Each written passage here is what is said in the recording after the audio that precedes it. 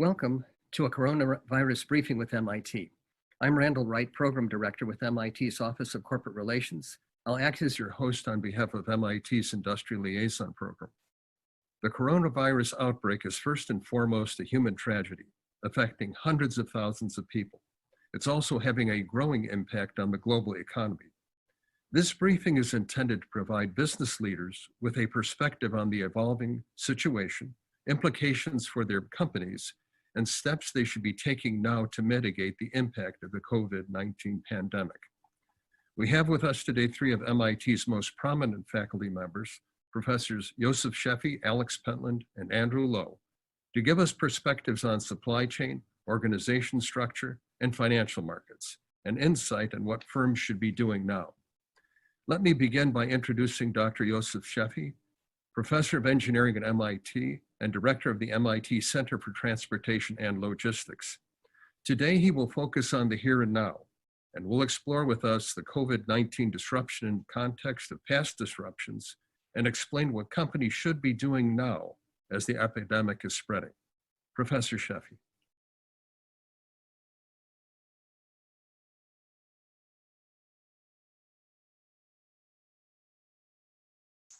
Hello, everybody. I'm Yossi Sheffi. I'm the director of the MIT Center for Transportation Logistics. In the next hour, we'll talk about business and supply chain impacts of the COVID-19. Of course, the first thing that people tell you is not to panic. And I'm not panicking because my computer is not working. So just a minute, there's a technical difficulty here. Yeah, just click on the slides once with your mouse.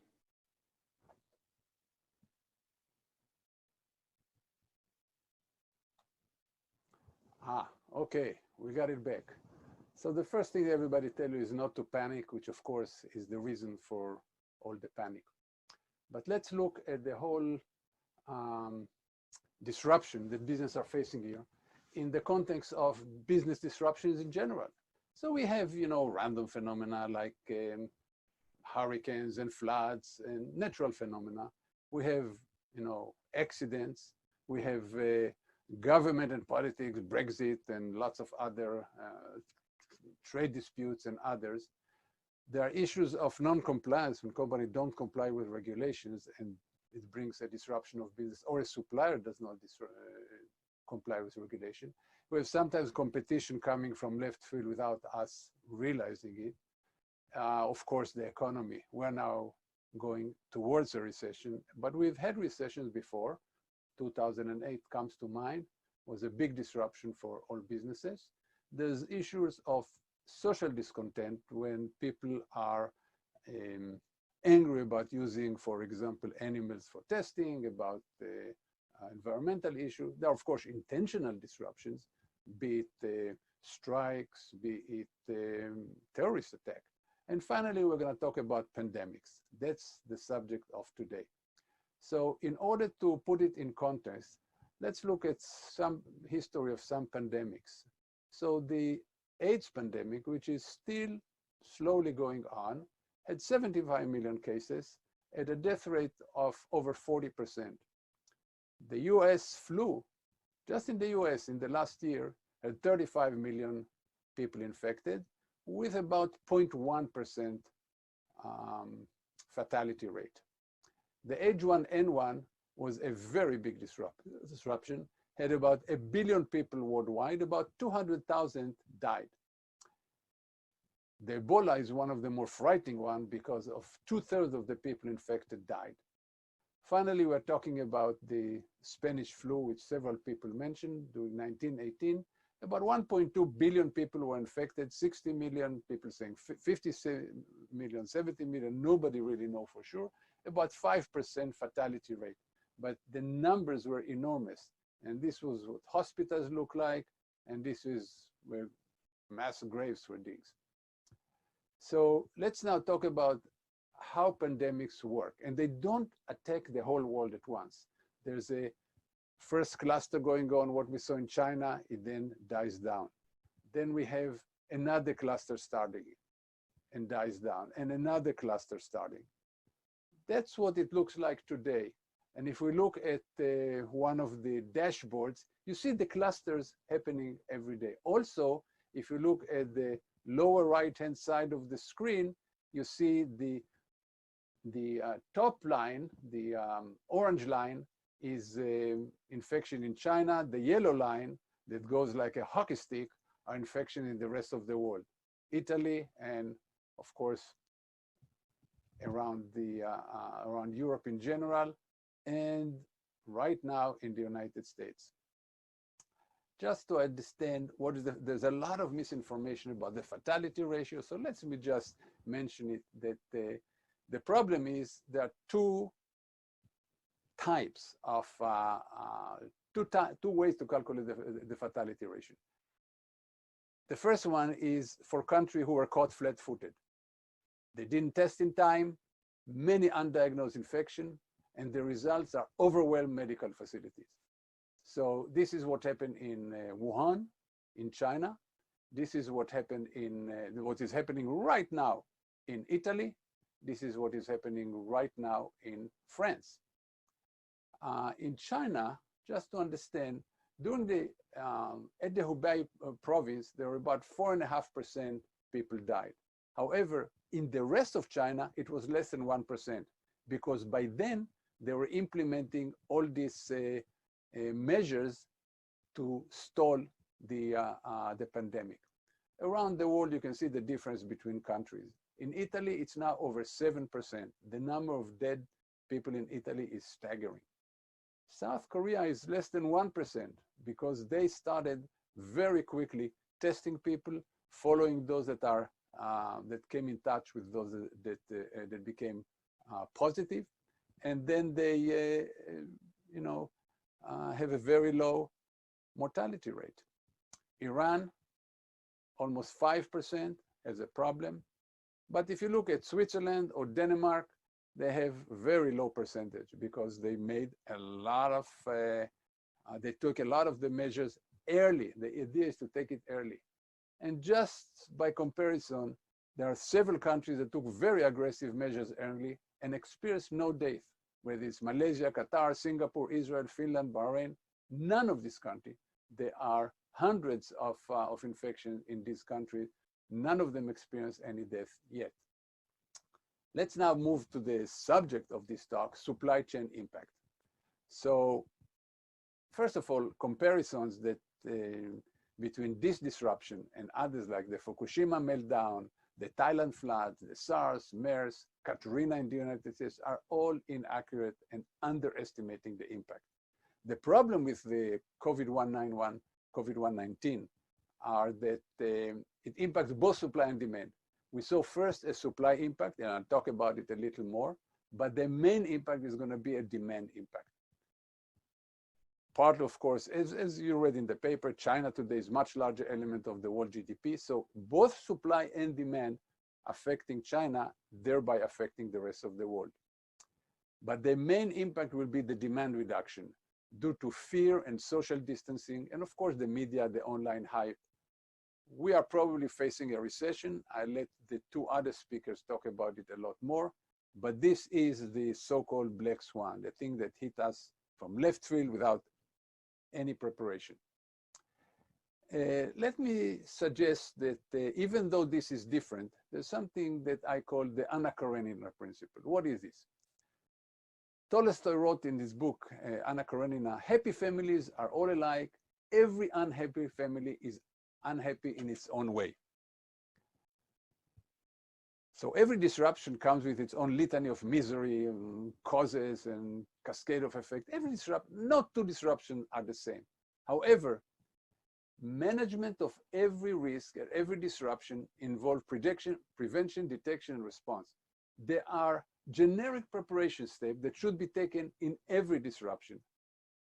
These are applicable to supply chain issues, and we will talk about it right now. So first of all, the first thing that I want to explain is the so-called bullwhip effect.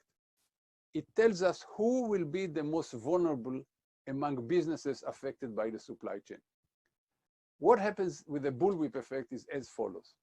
Assume that a retailer sees consumer demand go down by call it 10%. The retailers do think now, it thinks that the demand will be down by 10%. I'm just using an example number. Will go by 10% for a long while. It also has inventory, assuming that it will be 100%. So it has to reduce for the future its order, and it has to get its inventory down. So instead of just ordering from the distributor 10% less, it order maybe 15 or 20% less.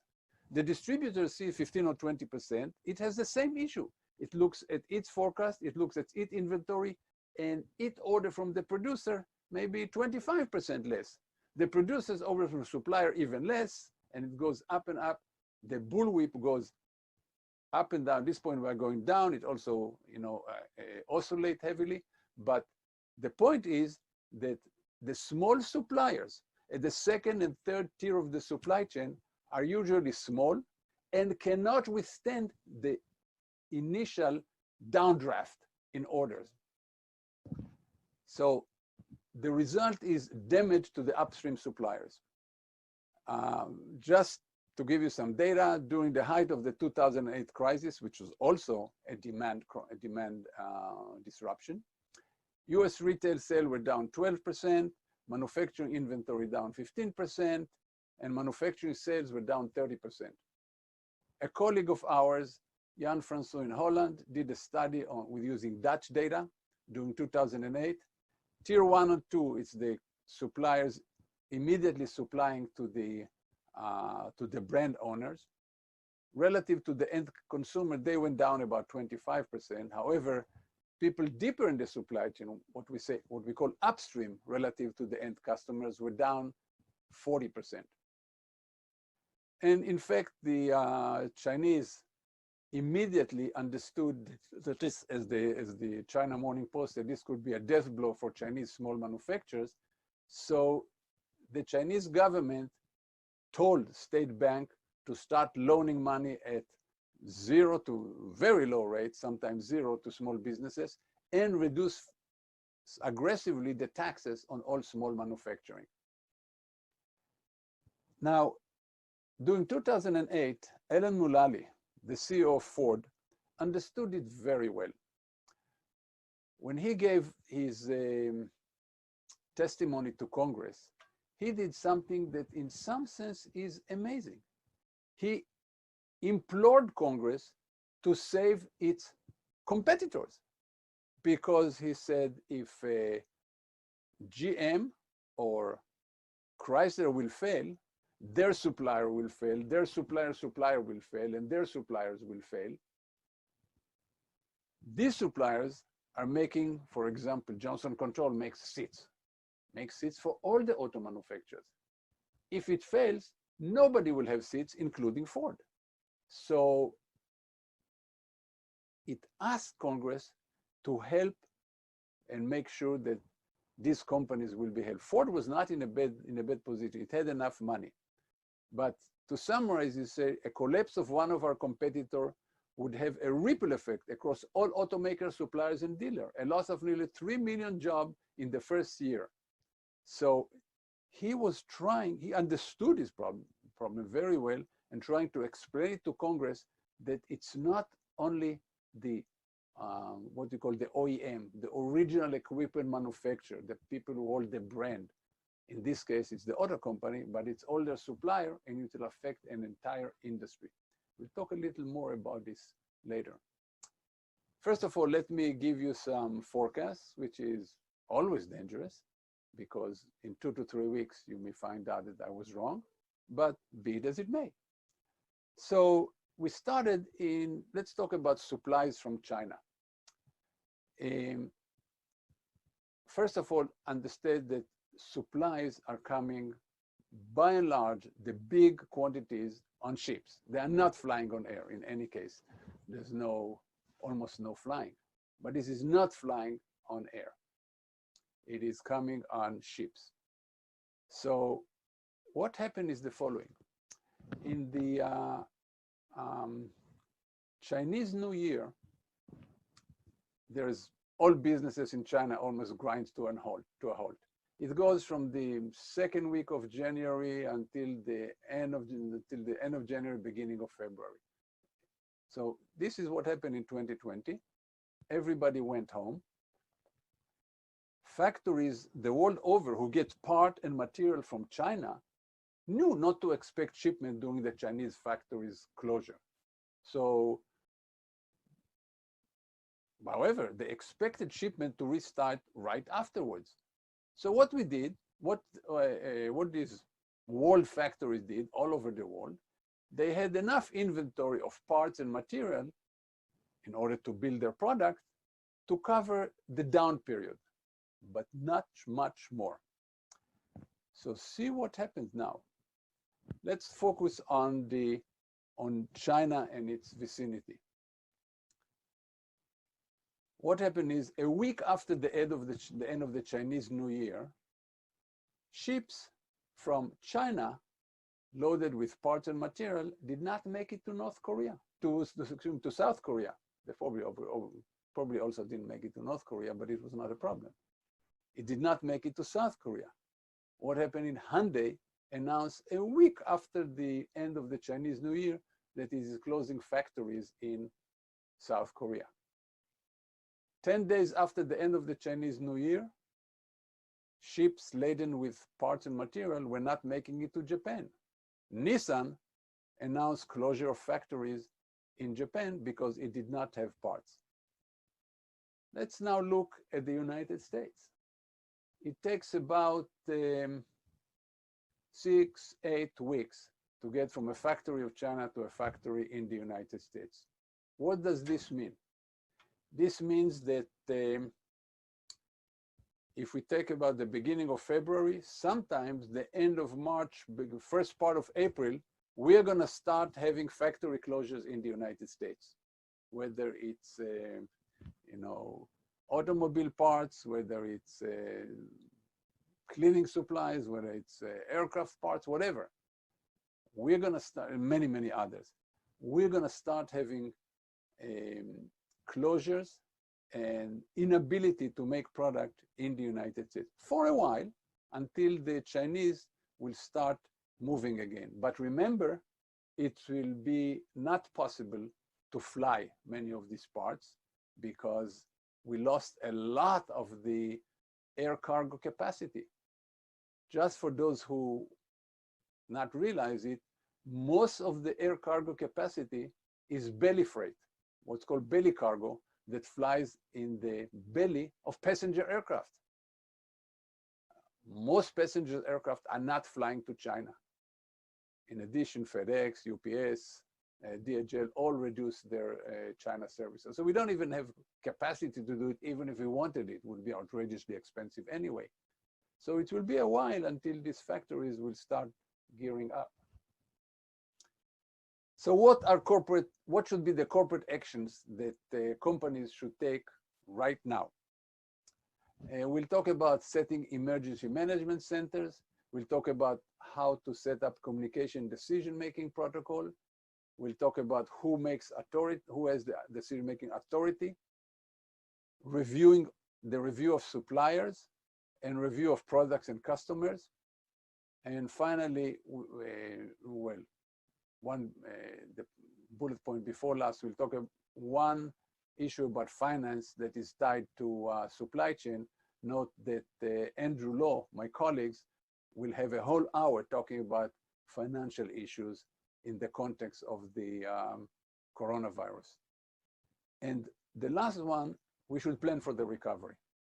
We should plan for being able to get up and go at the end of this. And we'll just mention what should be done then.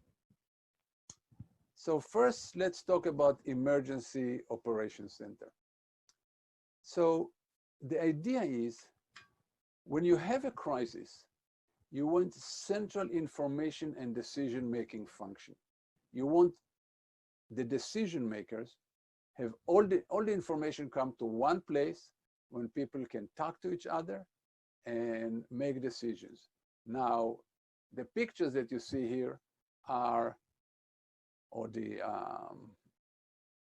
illustration that you see here, are probably not relevant for a coronavirus, because a lot of this, in case of the coronavirus, will be done virtually.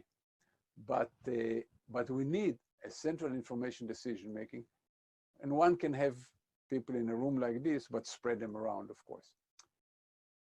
In this type of emergency operations center, you have to worry about two things. You have to worry about employees. How do you take care of employees? And how do you take care of the business ecosystem? And in many ways, this should be two separate teams, because the mistake that many companies are doing this, one team looks at both, and you have to worry about both of them. Both of them are as important at the same time. When you talk about employees, you have to think about families, you have to think about children at home, you have to think about how to connect employees, continuity of pay. A lot of these issues have to be dealt by the HR team, basically tied to the emergency operations center. Of course, taking care of the business ecosystem is what we'll talk about later. How do you take care of customers? How do you take care of employees? How do you take care of suppliers, and so forth? And lastly, taking care of communities. Corporations operate in certain communities and have to make sure that they offer their services to the community. So for example, Google made its online tools for collaboration free for businesses for the next 3 months or so.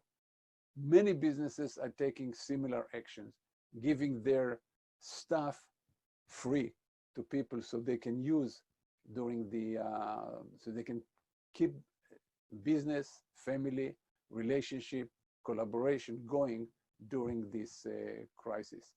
Just to give you an example, this is the Walmart Emergency Operations Center during a hurricane. You see people sitting next to each other.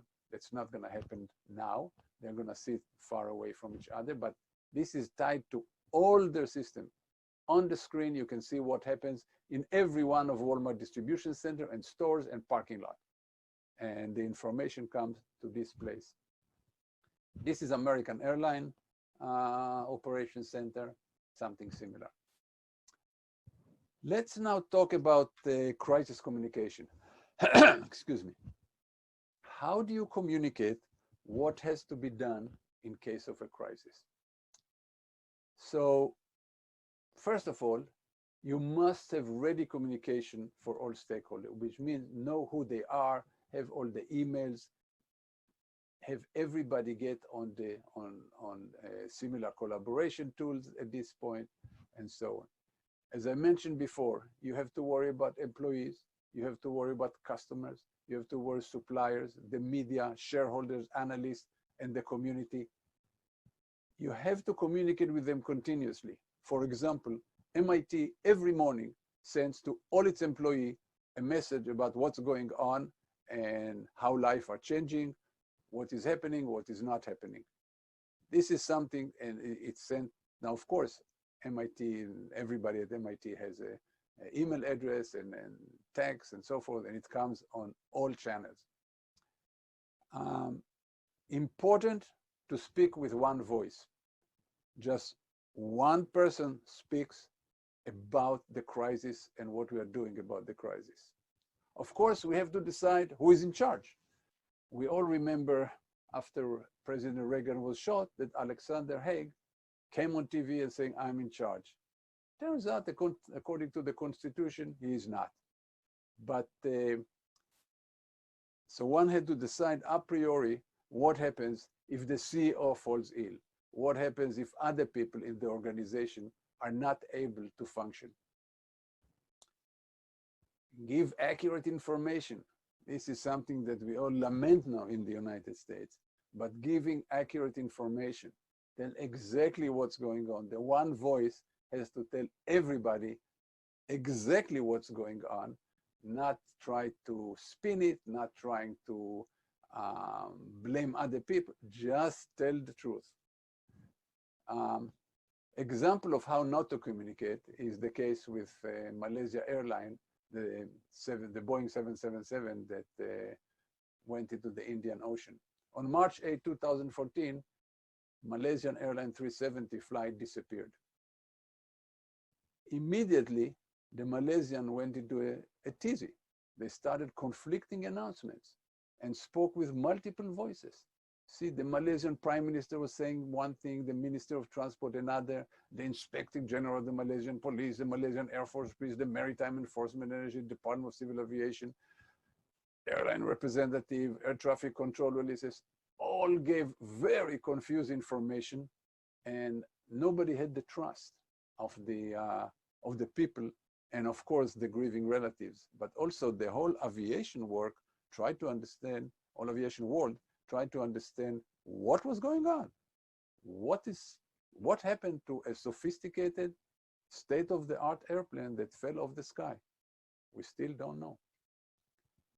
And of course, we have a problem when we talk about how not to communicate in the US with the president. And I'm wondering what the people around him are thinking. I think that this guy doesn't really realize, doesn't really believe what the president is saying. And this guy gets really angry.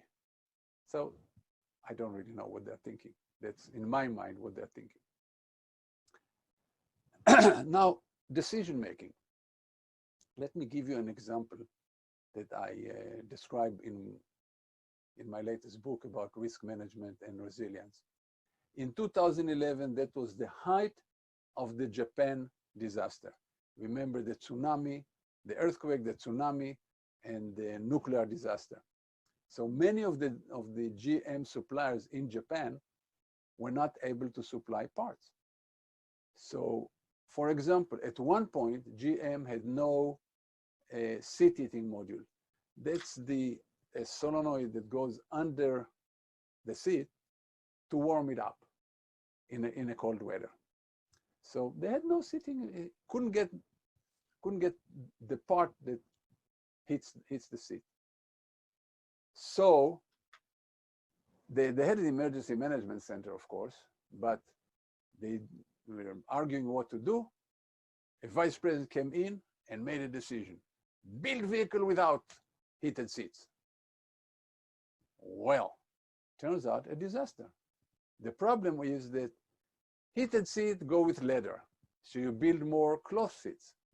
So, but the cloth and leather mix affect the basic versus luxury model. So what happened is canceling the leather seat meant all sub-assembly and components that went into the seats became stranded in the supply chain somewhere. And anybody who works in supply chain know that the worst thing is to have too much stuff going to a distribution center or a warehouse. And you had all the leather seat clogging the supply chain. They had it with a few other parts. On top of it, you said you're going to build more basic cars with cloth seats, but dealers and end customers want what they want. They don't care about GM problems, and they're just not going to buy. So the idea is, now, of course, if you are an engineer or a supply chain professional, you know these things, and you will never make a decision like this. So the mantra, one of the main conclusions from this crisis GM that then they implemented everywhere is called swim your lane, which means, in other words, that's what Bill Belichick, our beloved coach, calls do your job. Don't do other people's job. Don't swim in other people's lane. Just do your job. If you are an engineer who deals with seats, you know what can and cannot be done. If you are a supply chain manager who understands where stuff is coming from and where it's going, you make the decision. One of the most important issues in this case is actually to keep the C-suite, the CEO and others, away from making decisions. They should talk to the media, they should talk to analysts, and they should be fully informed all the time about the latest information. But they should not make the detailed decision, because if you talk about sophisticated product like automobile with tens of thousands of parts and tens of thousands to hundreds of thousands of suppliers all over the world, you have to know exactly what you're doing when you make decisions. So let's now talk about the next point, which is look at suppliers. You want to make sure that you still have supplies, that you have a steady flow of parts and material into your factory so you can build your product. So the first thing you have to do is supplier mapping. What do I mean by supplier mapping? You have to know where your stuff is coming from. Surprisingly, most companies don't. What they know is who the supplier is, and they know where the headquarters of the supplier is, because in the SAP system or other enterprise resource planning, what you have is the address of where to send the check where the supplier send you stuff. That's not what you need. You need to know where the supplier plants are. Are they in Wuhan? Are they in South Korea? Are they in northern Italy? Where are the plants of the supplier? Not the fact that its headquarters is in Luxembourg or Switzerland. This does not help you. You want to know where the plants are so you know if they'll be affected. Next thing, you have to know about each one of these plants of the suppliers. What do they make? What parts do they make that goes into your product, and how critical these parts are? What I mean how critical, there's a lot of things that go into this, but can you build your product without this part? Do you have two other suppliers of this part in other parts of the world who can make it? Also very important is which product do these parts go into and which customers need this product. So now you have to think about the next point, which customers are served. That's very important. You want to decide, let's say you don't have enough, you have to decide which customers should be served. And before we talk about inventory level, we'll talk later about what to do when you don't have enough supply and how to decide about which customer to serve. But you have to check inventory level, not only in your warehouse or plant, but at your suppliers and their suppliers. Who has inventory? Who can keep building parts and sending them to you? Capacity, are they working at full capacity? Are they working at 80% of the capacity or 50% of capacity? This will give you an idea of how many parts and how much material you can expect to come into your manufacturing facilities. And you want to have what we call visibility. This is not something new. Most companies are trying desperately to get visibility into their upstream supply chain. What's coming into them? I mean, you know what you're sending out to your customers. What is much harder is to know what's coming into you. Surprisingly enough, even though every consumer, when it gets a FedEx, UPS, USPS package, can follow the package and track it, most businesses cannot. Most businesses cannot follow something from a factory in China all the way on the truck, on the rail, on the ship, go to a US port, go to customs, goes on the rail, goes on a truck, and get to their plant. It's very hard to follow this, as it turns out. We can talk about why. A lot of people are investing in it. It's a lot of money. It's getting better. The problem is what happened to the second-tier supplier? What happened to the stuff that has to come into your supply? Can they know what's going on? Can you know what's going on, even though if it's not coming to you? That's what we talk about when we mention visibility. And there's a lot of work on this with Internet of Things, with new sensors and new capabilities. What to watch for? Okay, lots of things to watch for in case of a disruption. Supplier may degrade quality. They may be under pressure. They want to serve you. They need the money. And the stuff that they build does not have the same quality. They use material that's not approved. Have to watch for it. Late delivery. They promise to send on a certain date. They just can't. So deliveries will be late. That's why you want all this visibility. A huge problem is fakes. When there's not enough supplies, when supplies dry up, companies start looking everywhere for alternative suppliers, for alternate suppliers.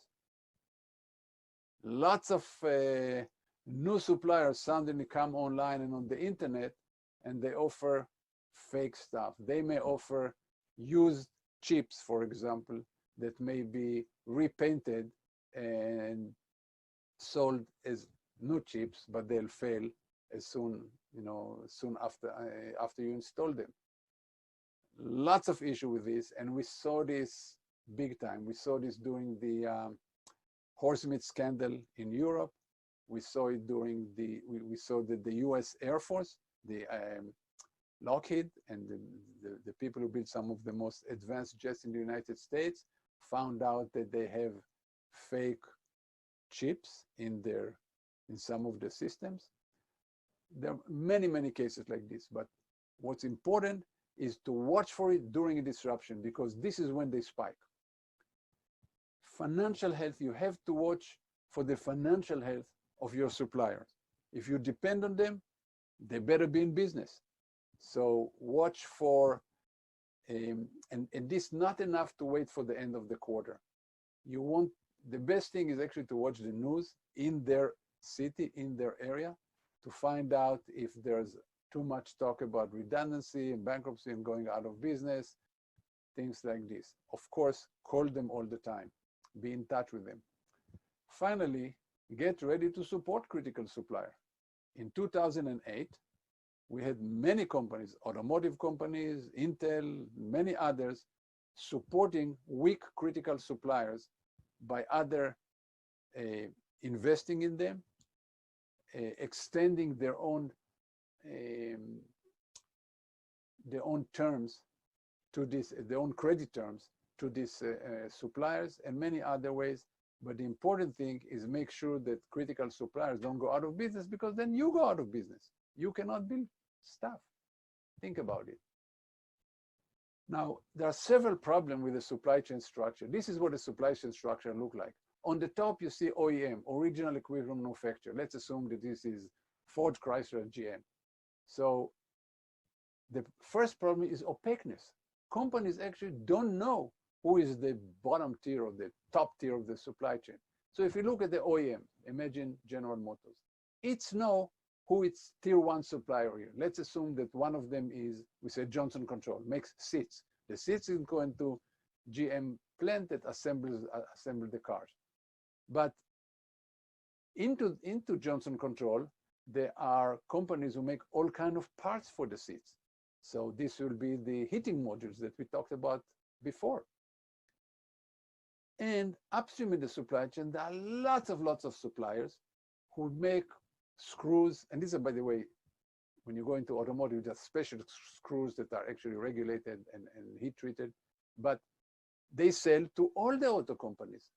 And the OEM doesn't know who is selling to them, where their stuff is coming from. You know, if the OEM know who its tier one suppliers are, some of them would know tier two, but many tier one in many industries would not reveal who the tier two are, and it gets to be very opaque when you go upstream in the supply chain. So the first problem is it's very hard to know even what to watch for. The second problem is that could be vulnerability of an entire industry. For example, it could be that unbeknown to all these three top original equipment manufacturers, they all depend on, for some parts, on one supplier at tier three. They don't even know who they are. We call it a diamond structure in the supply chain. Examples like this was in 2012, a factory, Evonik Chemicals, it's a factory in Germany, blew up. It supplied over 50% of the automotive needs, of the world need for automotive, what's called plastic 12. It's a certain type of plastic that is very resistant to corrosion, to fluids, to a lot of other stuff. It is 40 to 50 pounds of this is used in every car around the world. It was a disaster that almost brought the entire automobile industry to its knees.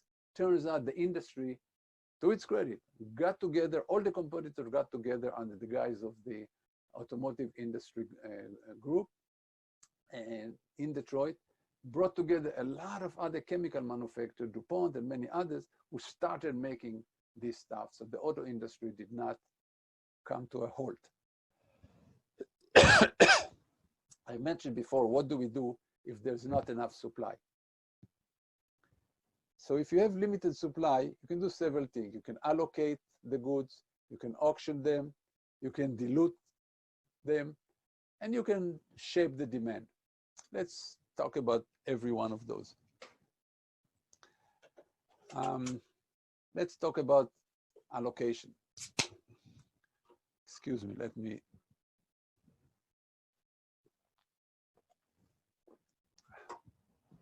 First of all, when we talk about allocation, is product triage. In many cases, the same parts may go to many different products that you make. So again, which product gets the part? How do you do it? Based on financial contribution, which means the product with the highest margin, based on product for which you have a lot of products already in the field, based on products that go to the most important customers, based on fairness to everybody, based on which customer really totally depend on you and go out of business without you. There are many, many considerations about which product gets the part. And you have to decide this now before, so you don't have to make decision under crisis. Of course, it works best if this consideration, like margin, vary across product and customer. If they're all, if they're all the same around all products, so you just do it by fairness. You give everybody the same percentage of the product, but it's never the case. Usually, it's very different between customers and product. So you give you an example again with General Motors with 2011 during the Japan crisis. So there was a shortage of engine controllers, airflow sensors, and brake control modules for all trucks. These parts are the same for all trucks that GM makes. GM made a decision. It made a decision to close the Shreveport truck plant that makes the Colorado truck. This is the truck shown here. Why do they make it? Because this is a small truck. GM makes a lot of money on big truck and very little, and actually loses some money on the small trucks.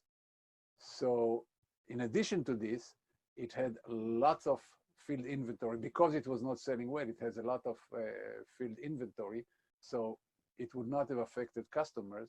So GM decided to close the Shreveport plant for 1 week.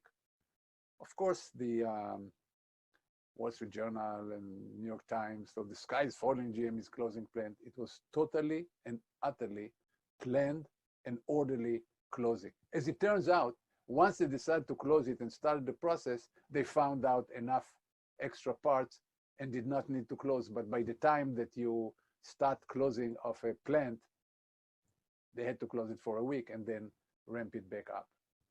But it's an example of product triage. An example of auction is in Thailand floods in 2011. It was huge floods in Thailand. You see all the factories being flooded.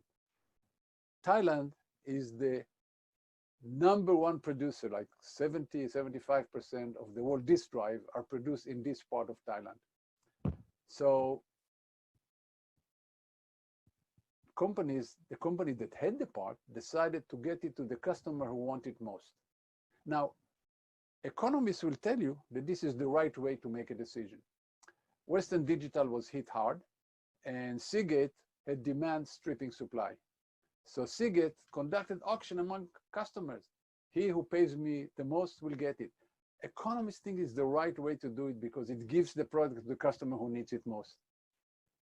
Unfortunately, the response of the customer was that this is profiteering, and once they had to go to Seagate, but when the crisis abated, they all went back to Western Digital.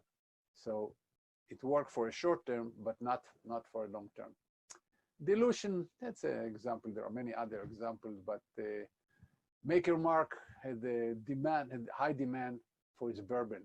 So he decided to add what they said, a touch more water to the bourbon. Instead of 90 proof, it became 84% proof. The CEO explained that to maintain the taste, they had to dilute it a little bit. The result was a customer revolt. One customer wrote, "My bourbon is being diluted, so Beam can fatten their wallets a little more. I'll help lower their demand by not buying anymore." Customers stopped buying it. And the CEO, a week later, the CEO said, "We've been tremendously humbled over the last week or so." By the way, this was not the only, many other companies diluted many products. For example, Intel diluted some of the material that goes into the chip, but of course it was well tested and it worked. It was not a problem. There's another, the last thing is substitution. During the Taiwan earthquake, both Apple and Dell introduced new model. Apple, in order to estimate demand, took orders for 160,000 specific computers with specific component. Dell had no pre-orders. So Apple could not sell what they promised. Dell used its so-called postponement strategy. It would not build a computer until it had an order in hand. So it just raised the price of those computers that had the component in short supply, lowered the price on those computers for which it had all the parts, and continue selling with no problem. Let me just say a word about finance, and a lot more of it will be said by Andrew. First of all, during recessions, as we seem to be going into, cash is king. So in terms of supply chain, you have to think about paying later to suppliers, so you keep cash. You have to try to get earlier payment from customer once you send them the product. You have to reduce inventory. There's a lot of cash tied in inventory. You have to delay any capital investments. And of course, when you increase the time you pay suppliers, watch for the health of supplier. You can do it with some suppliers, not with the weak one. Of course, make sure you secure credit line, and start thinking right now about the recovery. I will not talk more about it because Andrew Lowe will talk more about finance. But let's talk about planning for recovery. So the idea is to keep expertise in-house. So continuity of pay, taking care of family, allow for part-time work. Germany, Holland changed the labor law, for example. They want to make sure that workers with expertise are not going to leave the market or go and work elsewhere. So they allow for part-time work, but the big change was that unemployment would be paid for part-time work on a part-time basis. And then let's not forget, a crisis is a terrible thing to waste. And it's opportunity during a crisis for tough business decisions. It's an opportunity for reorganization that you always wanted to do, but there was a lot of resistance within the organization. There's an opportunity to cut non-performing products and customers under these circumstances. Finally, a note about the long term, because I get a lot of questions about it. Will more companies move manufacturing and procurement onshore, out of China, out of elsewhere? Short answer is yes, but not much. The reason is that Chinese manufacturing become so sophisticated that it's not easy to replace. And Southeast Asia still has cost advantage, being it Vietnam, Bangladesh, Indonesia, Malaysia. So it's not easy to move onshore.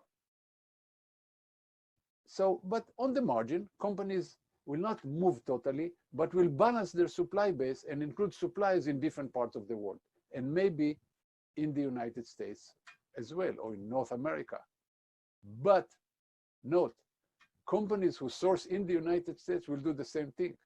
They will be afraid that something happens in the United States, by the way, like it's happening right now, and have some foreign dual sources, have other sources elsewhere. So company will pay to have more than one source. Some of them will be in North America, some of them will be elsewhere. So finally, let me stop here, and I'll try to take some questions if I get some. And just suggest further reading. I wrote 2 books on supply chain disruption. After 9/11, I wrote The Resilient Enterprise. that came out in 2005. It's called the, I need my glasses, but it's Overcoming Vulnerability for Competitive Advantage. And in 2015, 10 years later, many of the companies that I talked to came to me and said, look, there are a lot more risks, but we're also much better at it. We know what we're doing, so you should write another book. So I did. And in 2015, I wrote The Power of Resilience, How the Best Companies Manage the Unexpected. None of this talks about coronavirus, but a lot of analysis of past pandemics. Finally, what you see down there, https://sheffi.mit.edu, is my website. And if you go there and look on the LinkedIn influencer post and many others, you'll see on the front page a lot of posts, TV appearances, Wall Street Journal articles, and others, stuff that I wrote about the coronavirus in the last few months. So with this, let me see if we can take some questions.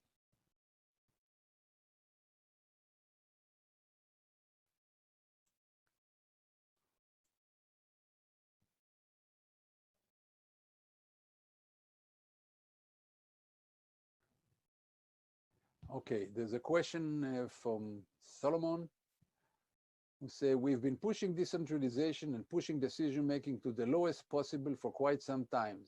Are we scraping all this with the move to centralization in a crisis?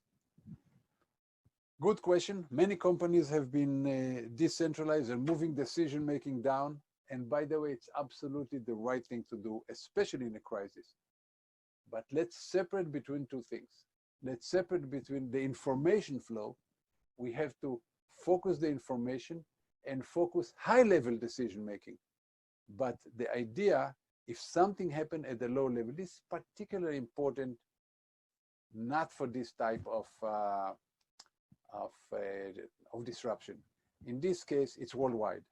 So knowing what's happening in other part of the world, learning from what's happening in other part of the world, concentrating this information in one place is a good thing, but then moving this information down to the decision-making maker at the lower level of the organization. So in general, absolutely yes. Moving decision-making to lower level organization is the right thing to do. But in this case, since it's affecting the entire world at once, not a particular location who has to act fast, we have to learn from everything, understand what's going on around the world, move the information down. And unless it's a decision that affects the entire corporation, which has to be done centrally, decision can be made locally. So with this, let me move to the other question. Philip asked, given the information overkill at present, my God, I hope I'm not part of it. What are the trustworthy source of information on seaborne and airborne logistics from China to the rest of the world? Okay. Right now, we have, the idea is call your favorite suppliers. Call your favorite shipping company, airline that you ship it, mostly forwarders, who forwarders are, for those who are not familiar with, are the intermediaries that you arrange for you for either sea or air international shipping. They will have much better information because they talk to the actual airlines and shipping line all the time. So to me, the best source of information are these intermediary, the third party here, in between the customer, the retailer, manufacturer, distributor, who owns the goods, and the customer, where you want to send the goods to. In the middle, there's these forwarders, these third parties, who can have the information all around. So my guess is that this will be the source of of this information. Okay. Unfortunately, I'm going to sign off now. I'm going to get off this now because I want to finish 5 minutes before the hour because we have to clean up the surfaces, and I'm sitting in a very small, closed, audio booth, and we want to clean it up and we want to air it out before the next presenter comes. So let me stop here and invite Sandy to come in and follow me. So thank you very much. Go to my site. If you have a question, you can send it to my email, sheffi@mit.edu. My site has more information, sheffi.mit.edu. Thank you very much for listening. Too many questions, that's what it is. Okay. Good. Okay, good. So with that on the way, see, there's difficulty in doing this stuff online. We're all just learning. So I'm Alex Pentland. I run a group at MIT called the Trust Data Alliance. It spans the Media Lab and the Institute for Data Systems and Society and the Sloan Initiative for the Digital Economy, and has many industrial and national sponsors. And it focuses on analytics for your organization, blockchain-based data control, AI on distributed data, and more.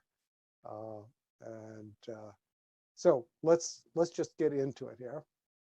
So the medical problem is reducing the virus spread. And so this shows a social network, all the connections, and the spread of the virus depends on how tightly connected, how frequently connected you are with people. Of course, this is physical connection, and the probability of the infection. And one of the things to notice is that most organizations are very hierarchical. They're centralized.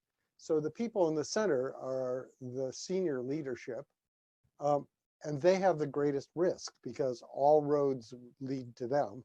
They also have the greatest risk because they tend to be older and have more medical comorbidities. So you've got the perfect recipe of mixing virus with people at risk. So what do you do about this? Well, the standard thing you do is reduce travel. So you break some of those links in the social network. No meetings, you don't have those clusters so everybody gets infected. No physical contact, so it's the physical contact, not the virtual, of course. Clean surfaces, schedule people at different times, and move to video. Personal hygiene is, of course, wash your hands, wash your hands, wash your hands. Gloves, I have these nice little gloves. They're nylon. They're actually sort of evening gloves for a cool night, but you can spray them with isopropyl alcohol, and that way you can have gloves that come in and off easily without having them be disposable, and yet they get to be sanitized. In more extreme cases, you need masks and gowns, and we know that those tend to be in short supply. Maintaining distance, stay at least 6 foot away. Actually, 6 foot is only a sort of median. It can be quite a bit further. That means, though, that you need to have very few people in very generous spaces, which is expensive, and you can't have queues. So you can't have people lined up to get in. Like, for instance, at the airports last night, airport itself was not very crowded, but people were all in queues to get their passports checked and their health checked. And then finally, a much more ubiquitous surveillance state than we are used to. And that's what they call it in medicine, is surveillance. You want to know, who did you come in contact with? You need to follow that. You need to put different data together. And then treatment protocols that are very rigid. So for instance, in Taiwan and other places that have had real success at holding this, People get sensed every time they go through a door. If you have anything wrong, then you go to a separate room, typically a tent, where you get a flu test. If it comes back negative, then you get the coronavirus test. And there's no choice about this. This is like you're in the military now. Okay, we've seen that work in some places. It'll be a question of how it works in democratic societies, and particularly in the United States.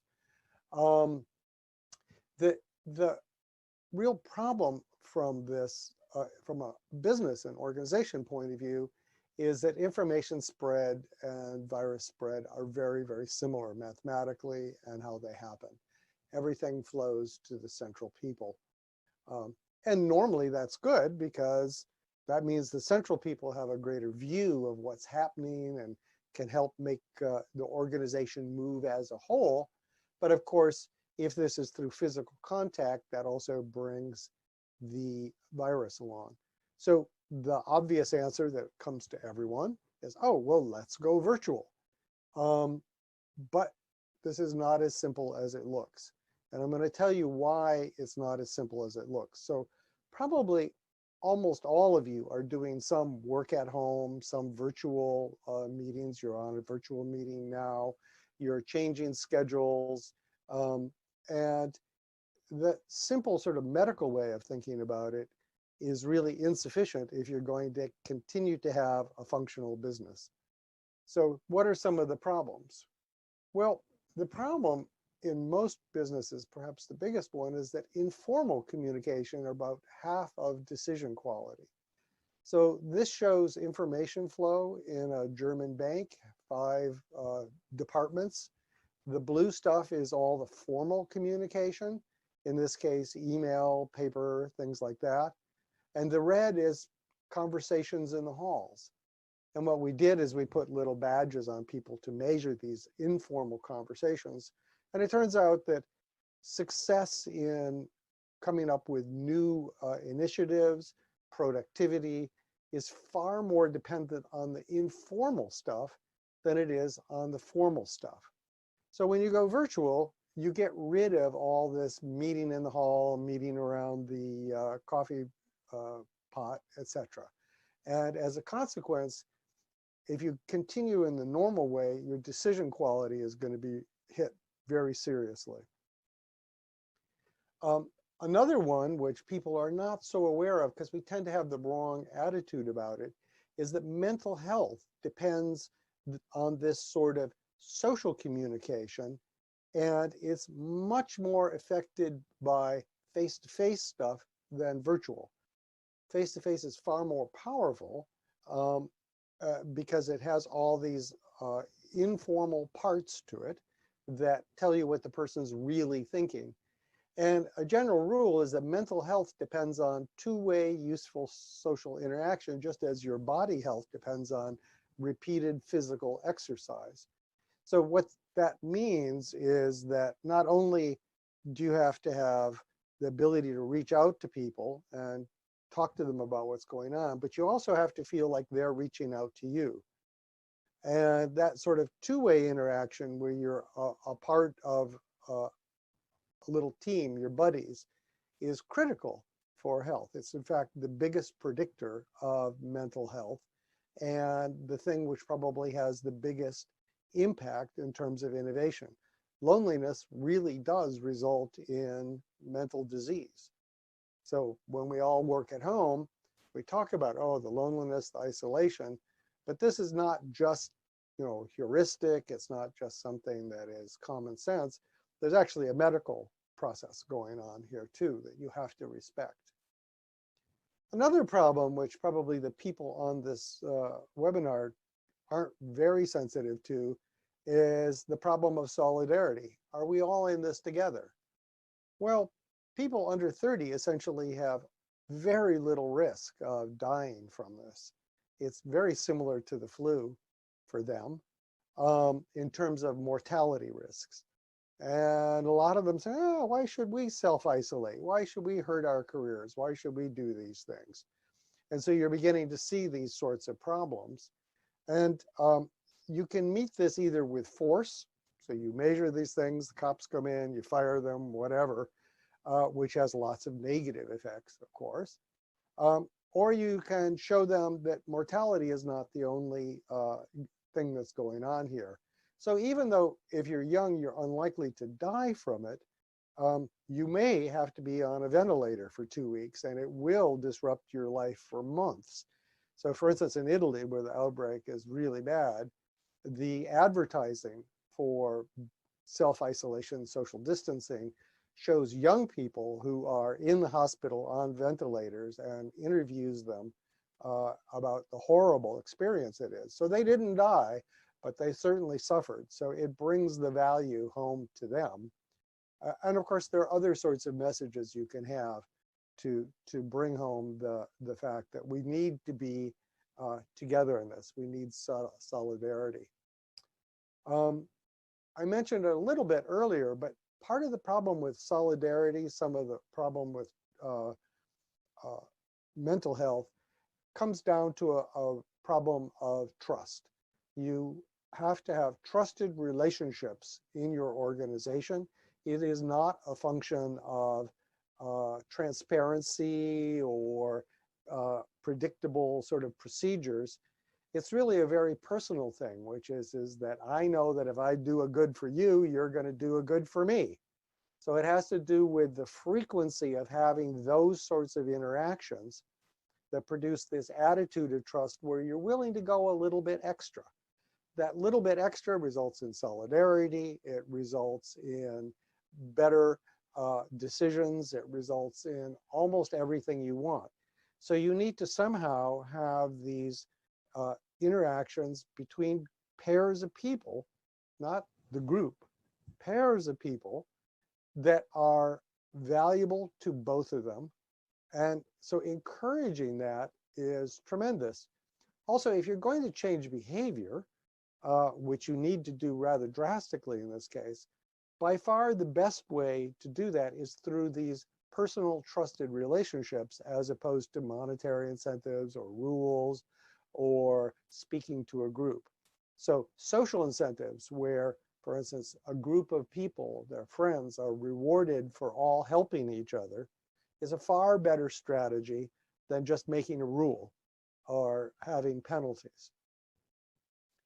A final problem that we forget all too often is that facts don't change behavior.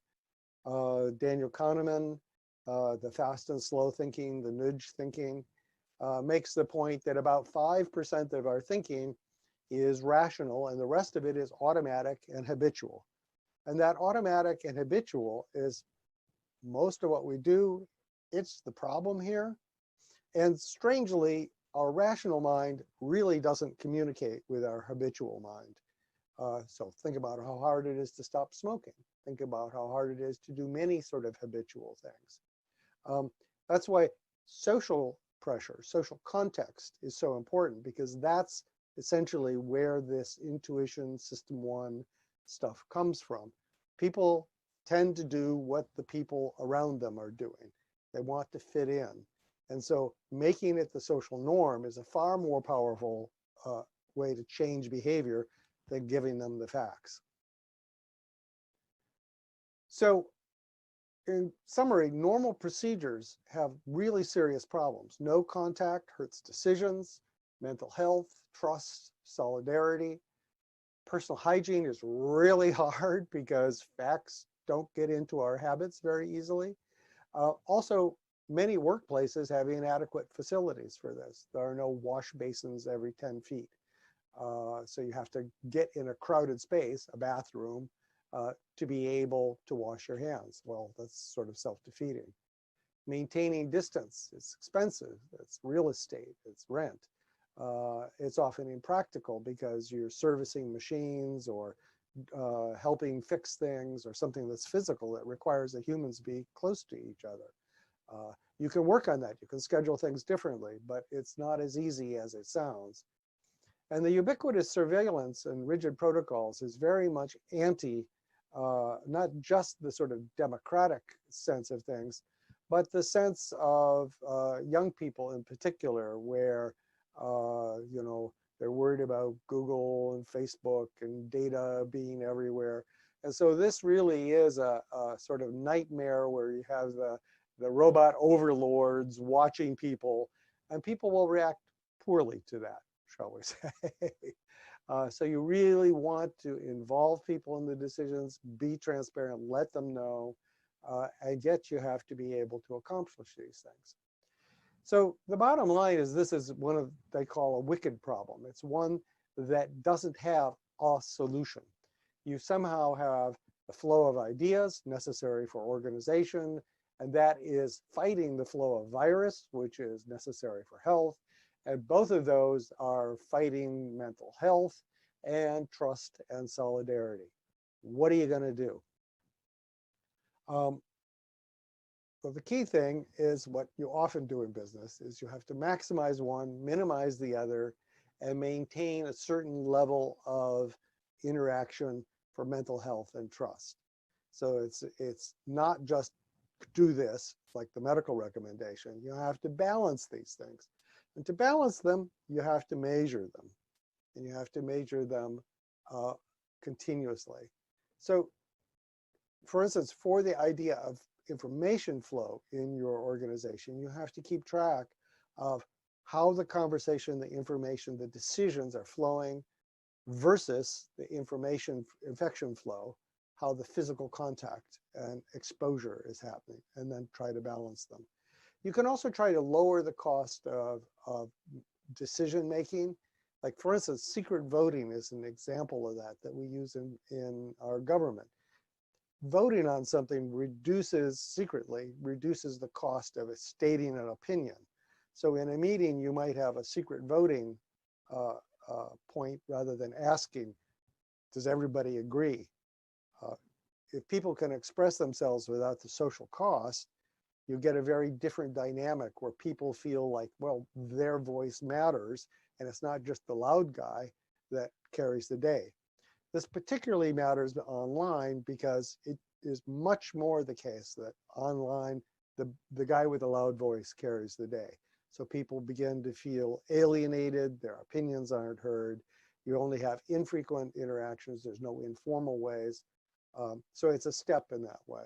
Another is idea markets, the idea that you can post ideas and you can win brownie points or money or other sorts of things for having good ideas, and people can upvote them and downvote them. It's not a super great way to actually make decisions, but it's a pretty good way to get things out there, to discover stuff that's happening, to hear concerns, particularly if it's done well, where people feel that they're actually being listened to. There are some online tools to help these. So for instance, you can look at all of the Zoom and telephone and email paths in your organization, all these flows of ideas that you currently have, and not look necessarily at the content, but are people talking to each other? So this is a graph of an organization that shows that some of the employees are not engaged. Some of them are really, groups are very cohesive, which is fine unless it's physically cohesive. Some things, the communication depends on a single person who may not have an official role. They're the connective tissue. And usually organizations aren't even aware when they have these sort of bottlenecks. And then some groups are just not talking to each other, which is going to result in bad things.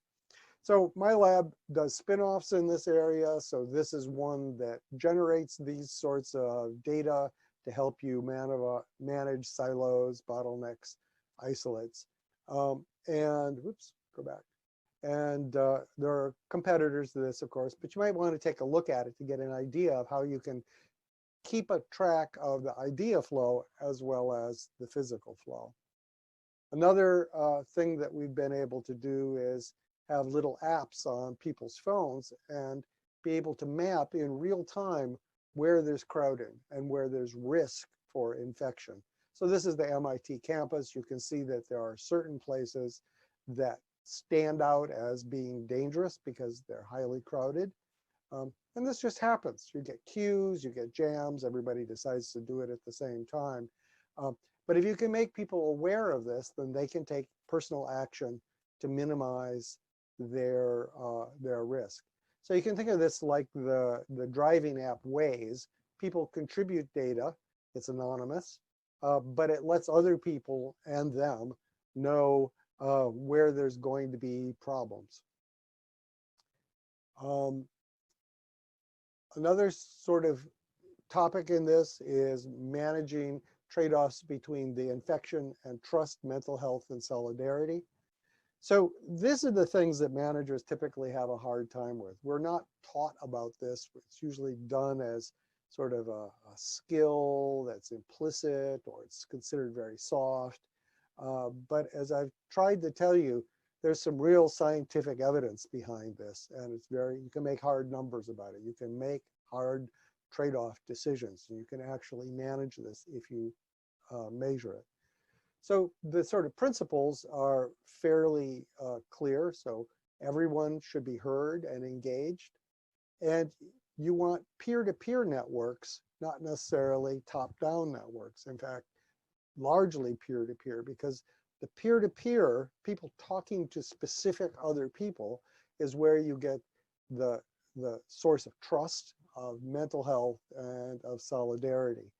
So you need to be able to keep track of the conversations, not just that they occurred, but that they're two-way, that people seem to think that they're good, that they're useful between peers, and take strategies to encourage that.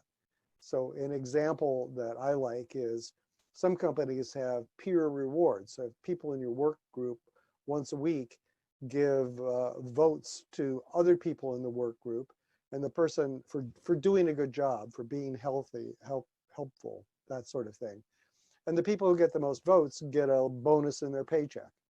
Well, what that is saying is that the people you work with value you, and it has a sort of demonstrated power to improve trust and solidarity in the work group.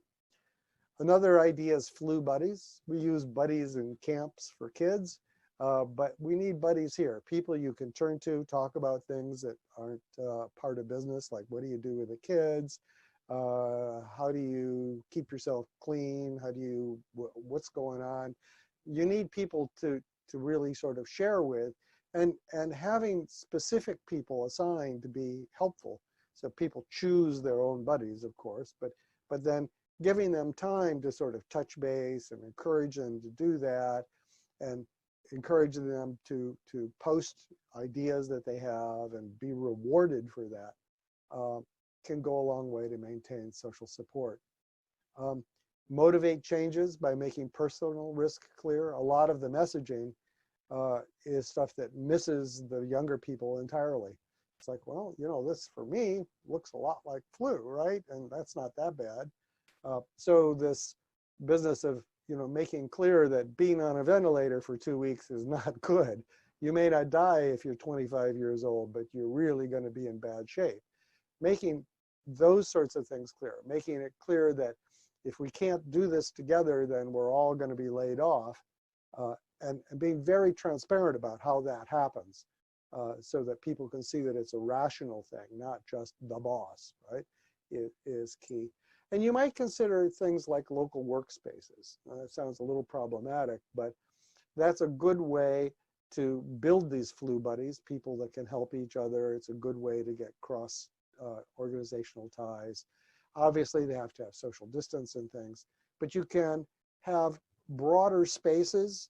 You can have people come in only once in a while, and things like WeWork in the suburbs, particularly, is a lot cheaper per square foot than having the similar sort of distancing within a central city. So other things you can do, this is another spin-off. This I call the Amazon of mental health. They offer full stack mental services. The key thing is you take your phone, you push it, and within 60 seconds, you're talking to a human. That's amazing. And it has huge effects on depression, social support, things like that. And companies like, I believe Boeing has given it to all of their employees, et cetera. There are competitors, of course. This one happens to be our spin out. Another one is Riff, which is a recent spin-off. And what it does is it does that little bit of display in the middle, which reminds people not to dominate the conversation.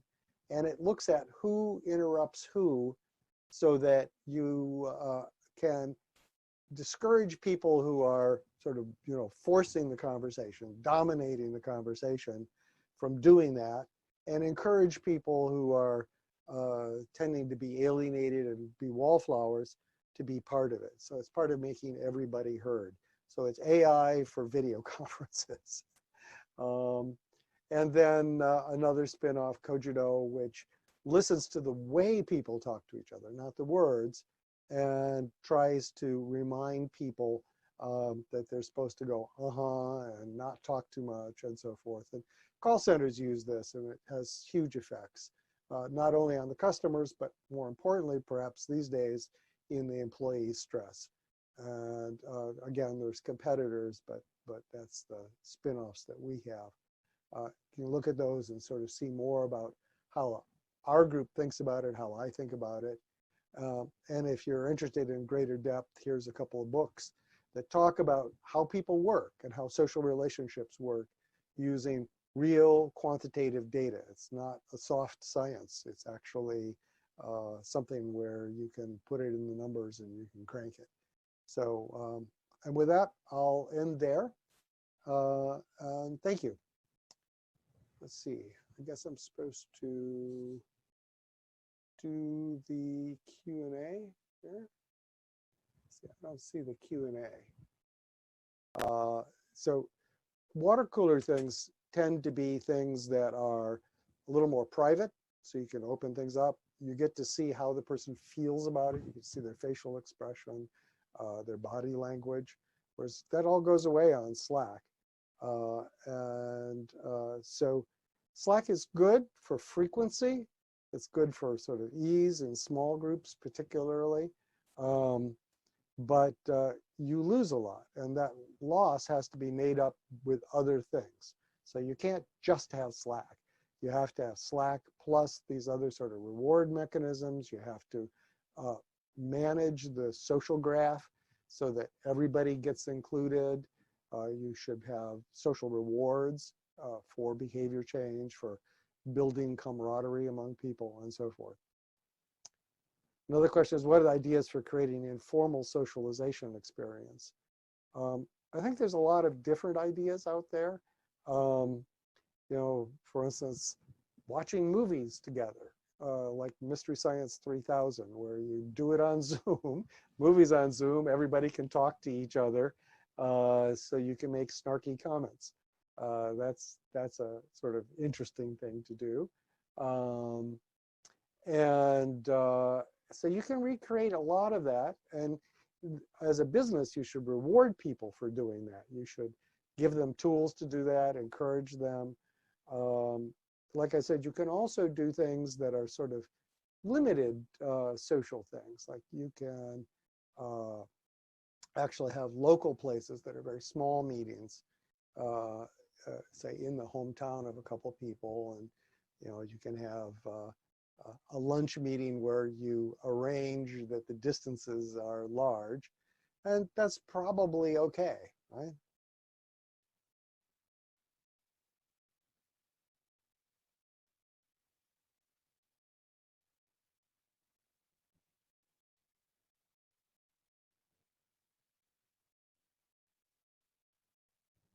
See, I don't see any more questions here. Oh, there's another one. What about small organizations? So very small organizations often have a lot easier time because you can really know each other and you talk to each other some frequently, right?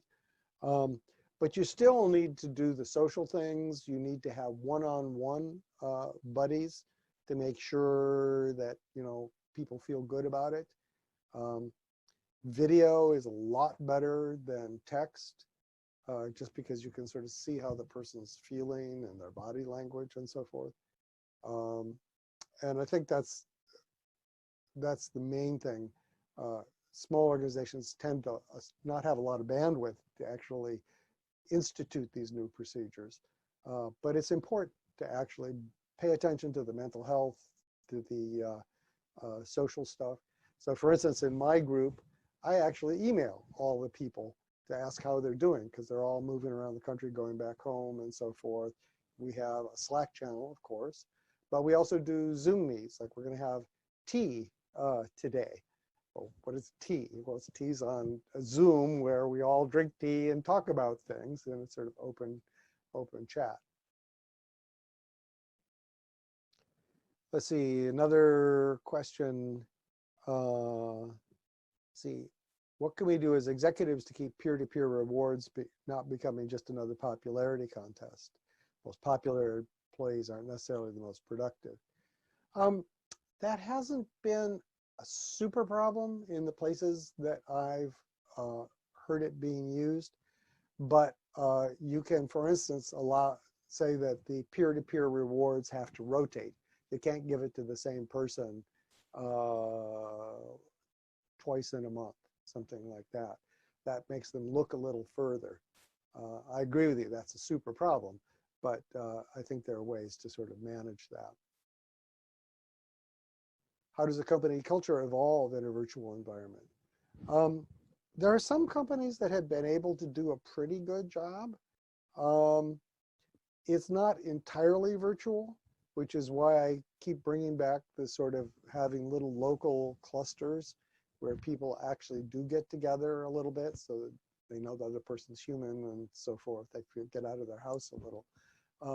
Even though that's a little more dangerous than the virtual, if you manage that correctly, it'll be very valuable to people. The companies I know about that are able to do this have these mechanisms, like they have group activities, they have peer-to-peer rewards.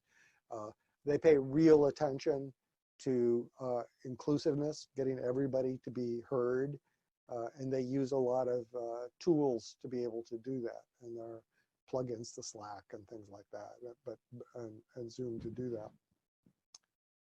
Let's see, is there a way to analyze conversation dynamics, who interrupts who, and so forth? And the answer is yes. So the last company I showed, Cogito, does exactly that.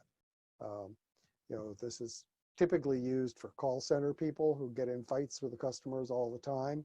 And what it does is it analyzes the conversation dynamics to remind the call center representative to listen more, to not interrupt, to lower their tone of voice in some cases. And it's really quite effective. Let's see. What would you recommend for executive communications or management communications? Should be they daily? Well, I think that you have to pay attention to cognitive overload. You need to put in a new way of operating that's going to be a little bit experimental. You might want to focus on one thing at a time as soon as you can get to that level of new structure, so that people don't have, oh, I've got these 6 things and my job to do, which is what all of us are experiencing right now. If you get one thing that's a management thing that says, we'll pay for having local space, right? Please, suggest here. That'll get people to sort of think about it. But you can't have 3 of those in a row. So you have to be a little bit paced in how you do it. You have to also be somebody who is seen as trying to listen and help. And as hard as it is at this point, you probably also have to put out a little money to make some of these things happen. So people have the right equipment at home so that they can give little rewards to each other, things like that. Question, how would you address the culture that the employee isn't working unless the employee is at work? Seems remote work is discounted. Well, that again has to do with the engagement of people and people feeling like they're being heard.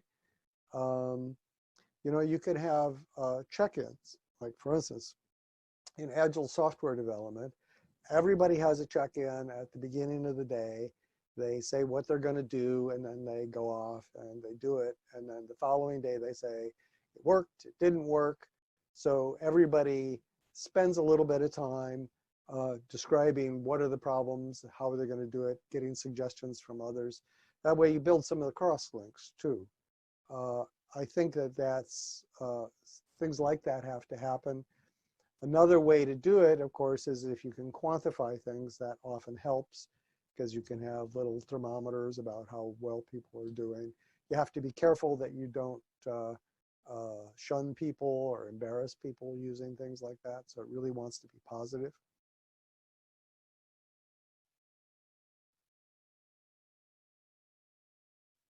Other questions?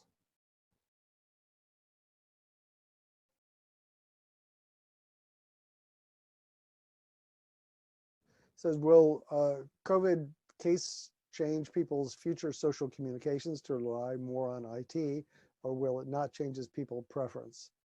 I think it's going to change people's preferences for sure.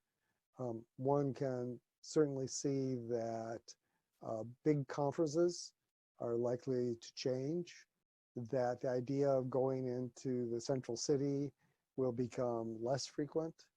You have more distributed organizations. The software tools, things like blockchain, things like AI, support having very distributed structures now. You don't all have to be there. But there's a long way to go before it feels comfortable and it really, really works.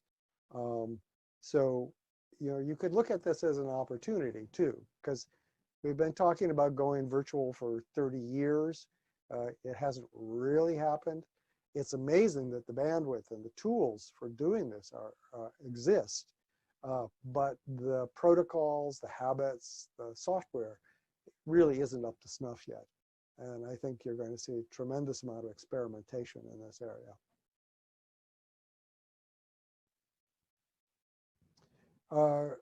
So question, is there evidence that video conferencing is better or worse than phone conferencing? Does the video help communications? And the answer is absolutely, much better. A disembodied voice, particularly if there's more than one person on the phone, you all know what you do. You go and do your email or write notes or something like that, because they can't see you. If you're actually on a video chat, they can see your expression, they can see your body language. So if you say something and everyone goes, that doesn't come across on a phone. It does come across on video. So it's not as good as face-to-face. And face-to-face, you get to see these little sort of interactions with people. Oh, sit down here. Would you like some tea? Blah, blah. Those sort of things are way we use to judge each other and really read what sort of person is this. And you can do a limited amount of that on video. So face-to-face is better. The video is getting very good for one-on-one things.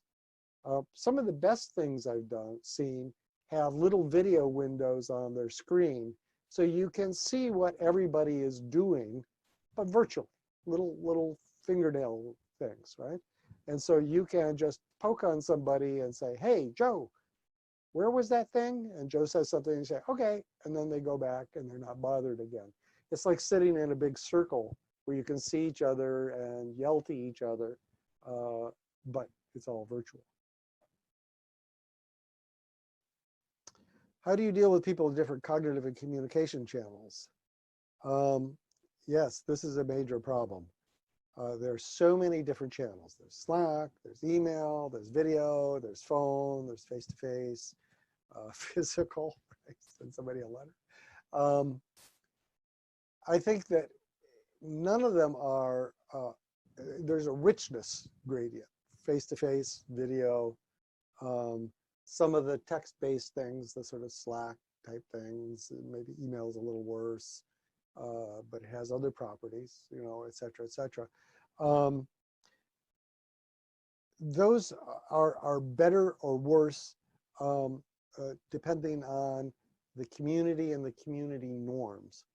So Slack is great for a small group of people who are like doing it and want to share everything. It's, I think, fairly hopeless for a large organization that, where there's 100 people on a channel or something like that. Video is really good for making people feel engaged if you manage it correctly. But a lot of this depends on the norms of behavior. Everybody has to have the right sort of habits of interaction to make the tool work. The tool is only as good as the group norms will let it be. Let's see, what about giving people going through hiring process and onboarding fully remote? A lot of that happens already. I don't see any good reason why it can't continue to be going remote, going virtual. So you have groups of people talk to folks. You have a trial period where you work remotely, see how that all plays out. That's going to be different. There's going to be different norms. But if your work is virtual, then the onboarding is virtual too, I guess. Right? Will leaders need to reset culture once isolation is over? So I'm sure that what will happen is that the norms of behavior will change. So things won't reset to the way they were a couple of weeks ago. They'll reset somewhere between where they're going to be in a week and the way they were a couple of weeks ago. You're going to see a lot more virtual than you ever thought you would. Part of that has to do with real estate prices and cost of travel. But, the COVID thing, it's not clear how it's going away. We may need to manage it continuously. And if it's not that, it's going to be another one. In terms of caution, we need to be able to think about how we build structures that are not only resistant and resilient to fiscal, economic shock and political shock, but also this sort of shock. And we've been very lucky in the last long period of time that we haven't had these sorts of shocks. But historically, they're fairly frequent. And they're huge because we didn't understand the processes. So the Black Death and the 1918 so-called Spanish flu and so forth. Or they've been quiet, like for instance, HIV/AIDS, where it didn't disrupt businesses because it was sexually transmitted and because it propagated fairly slowly, although completely. We've been lucky. We need to be resilient to this in the future. So we're not going to go back completely the way it was. Let's see. Here's a fellow who has an interesting question. I run the vessel traffic service for LA and LB, which is an organization that can't be done remotely. It's akin to a 911 call. 3 people are on watch all time and rotate desks. Any ideas? Well, gloves, masks, disposable gowns. That's what doctors do. Works pretty well. Wipe down things. That's what doctors do. Works pretty well. The situation you have is not as bad as being in a hospital where there's a bunch of sick people around, right? And you're intentionally exposing yourself to it. But having the sort of hazmat gear, think about it. Like for instance, if you were in a fab plant, chip fab plant, you would wear really high-end fab gear for gloves and respirators and things like that. I don't think you need anything like that. Nor do you probably need the sort of thing that doctors do. But you need to have a protocol where people put on gloves, like these gloves, where people perhaps wear lightweight masks. You don't need the 2.5 sort of super grade things, and where people have a disposable coat or reusable coat that they put on and wipe the surfaces down. You may have to redesign some of the surfaces to be wiped down correctly.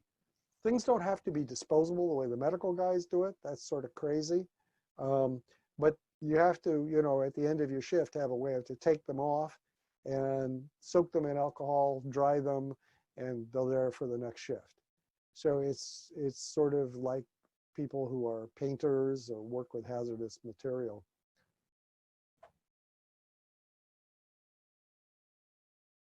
Great. Okay, so I guess we're good on time here. Thank you all. Hope this was useful. And let's do it. Keep that social support up. Stop the virus and make good decisions all at the same time. Thank you very much.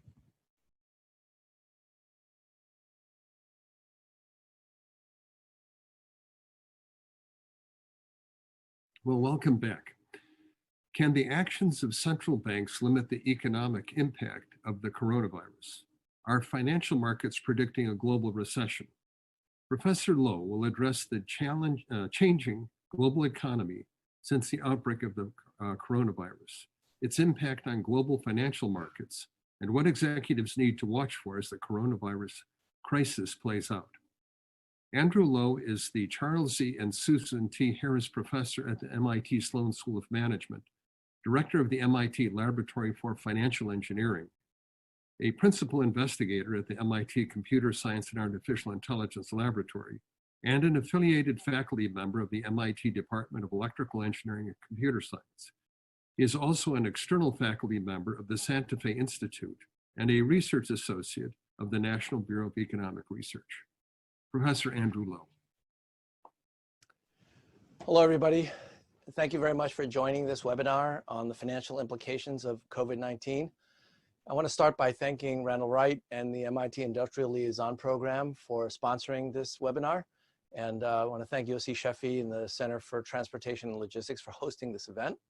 And last but not least, I want to thank Arthur Grau for helping to arrange all of the logistics, and who'll be mediating some of the polls that we're going to do today.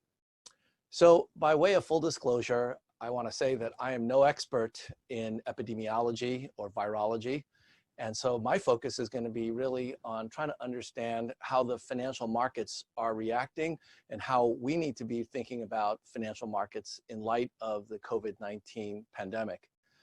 So with that in mind, I want to start with a bit of a summary of the perspective that I bring to this as a finance faculty member here at MIT. And that perspective really has to do with the fact that we have a very different paradigm that we need to be using right now. And that paradigm has to acknowledge the fact that traditional markets and traditional financial frameworks are really limited in how they approach this particular pandemic. The framework that we know and love is not wrong, but it's incomplete. And it really comes from the physical sciences perspective of economics, which definitely has some value, but it really doesn't capture the entirety of what we're seeing. And in particular, the traditional framework is fine in a stable environment. Under things like the efficient markets hypothesis and rational expectations, stable financial policies make perfect sense. But in a dynamic environment, you need to have dynamic financial policies, and that's what the adaptive markets hypothesis is about, and I'll tell you a bit about that in just a few minutes. The point is that the current environment is highly dynamic, and we really have to adapt to those changing market conditions. You know how politicians are fond of saying that is the economy stupid? I've often thought that that should be changed to point out that actually it's the environment that really drives behavior and the various kinds of market dynamics that we see.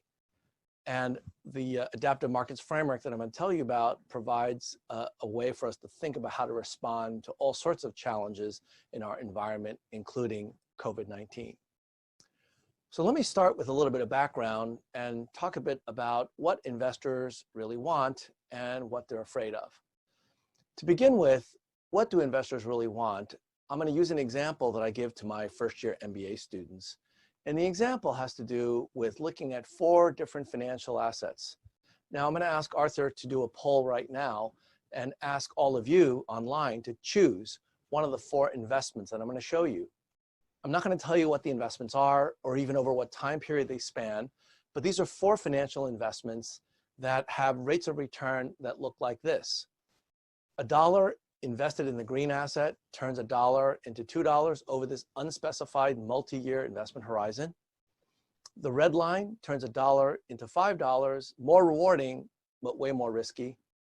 The blue line turns $1 into $8, way more rewarding, but way more volatile.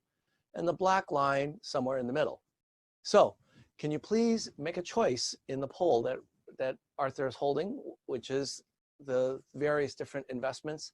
Which one would you pick if you could only have one and you could not mix and match? Well, just from the poll results that I'm seeing right now in front of my screen, the answers are pretty clear. Very few of you have chosen the green line. And I should tell you now what the time period is. The time period goes from 1990 to 2008. That's the investment horizon. And the green line is US Treasury bills, the safest asset in the world, but it's not particularly rewarding. So if you put your money in US Treasury bills in 2008, as of today, you would have earned pretty much nothing in terms of the incremental rate of return. The red line that not very many of you picked either, that's the S&P 500, the stock market. Way more volatile, lots of ups and downs.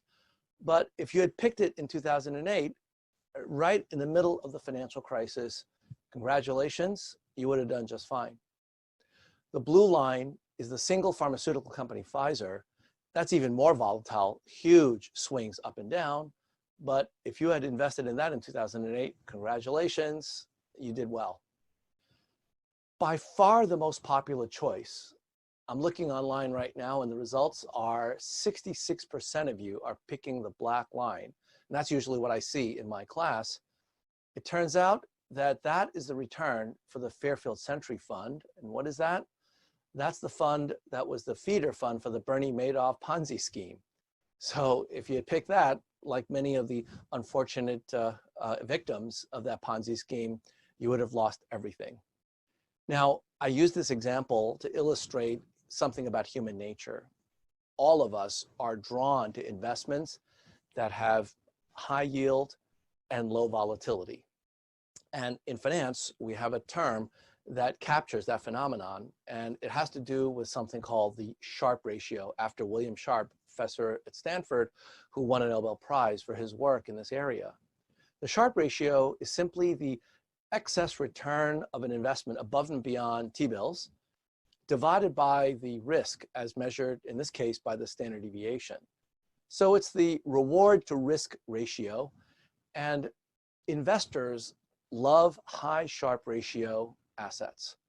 So before the Ponzi scheme blew up, if you calculate the Sharpe ratio of the three assets beyond T-bills, you can see that Pfizer and the S&P 500 have Sharpe ratios about the same, a third.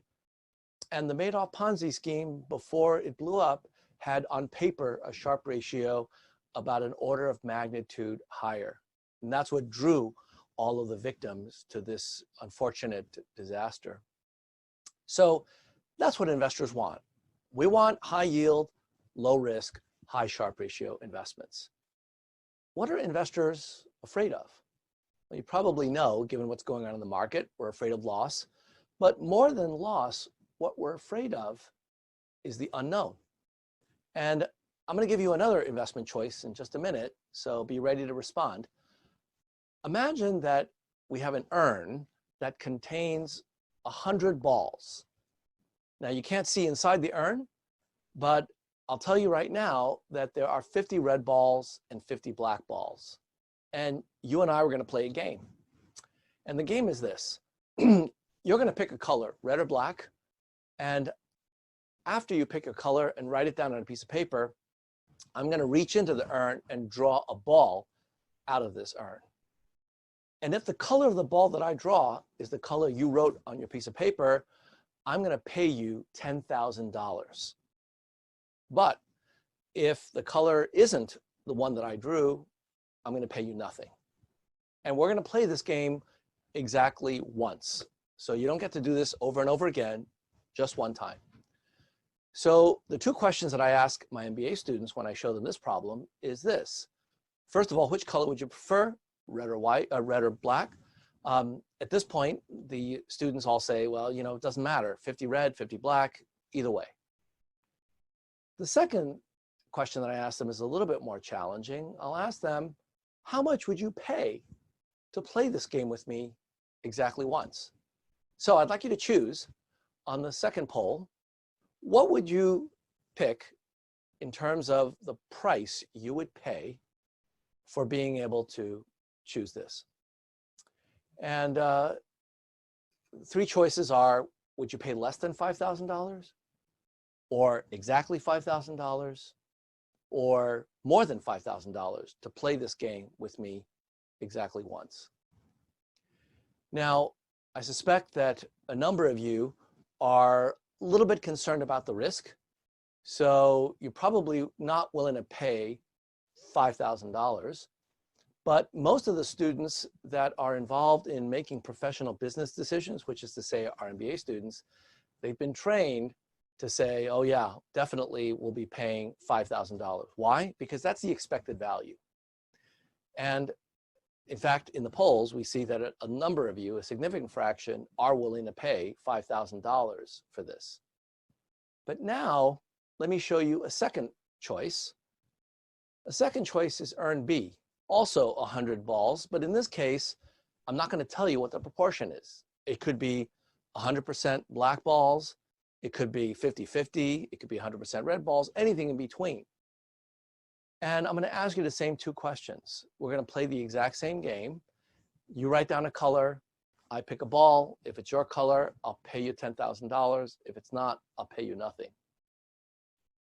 In this case, how many of you would pay less than $10,000 for this one? How many of you would pay, how many of you would pay less than $5,000 for this one? How many of you would pay exactly $5,000? How many of you would pay more than $5,000 for this? Well, it's interesting. In this example, a lot fewer of you are saying that you would pay $5,000 for this. The thing that's weird about this example is that this second example has exactly the same odds as the first one. Now, you might say, wait a minute, how do you know that? Because there are no odds in the second example. Well, I told you that it could be 100 red balls or 100 black balls or anything in between. And if you don't have any reason to think that it's any one particular proportion, and you average over all the possible proportions, what you get is 50-50. And so the expected value of this is $5,000.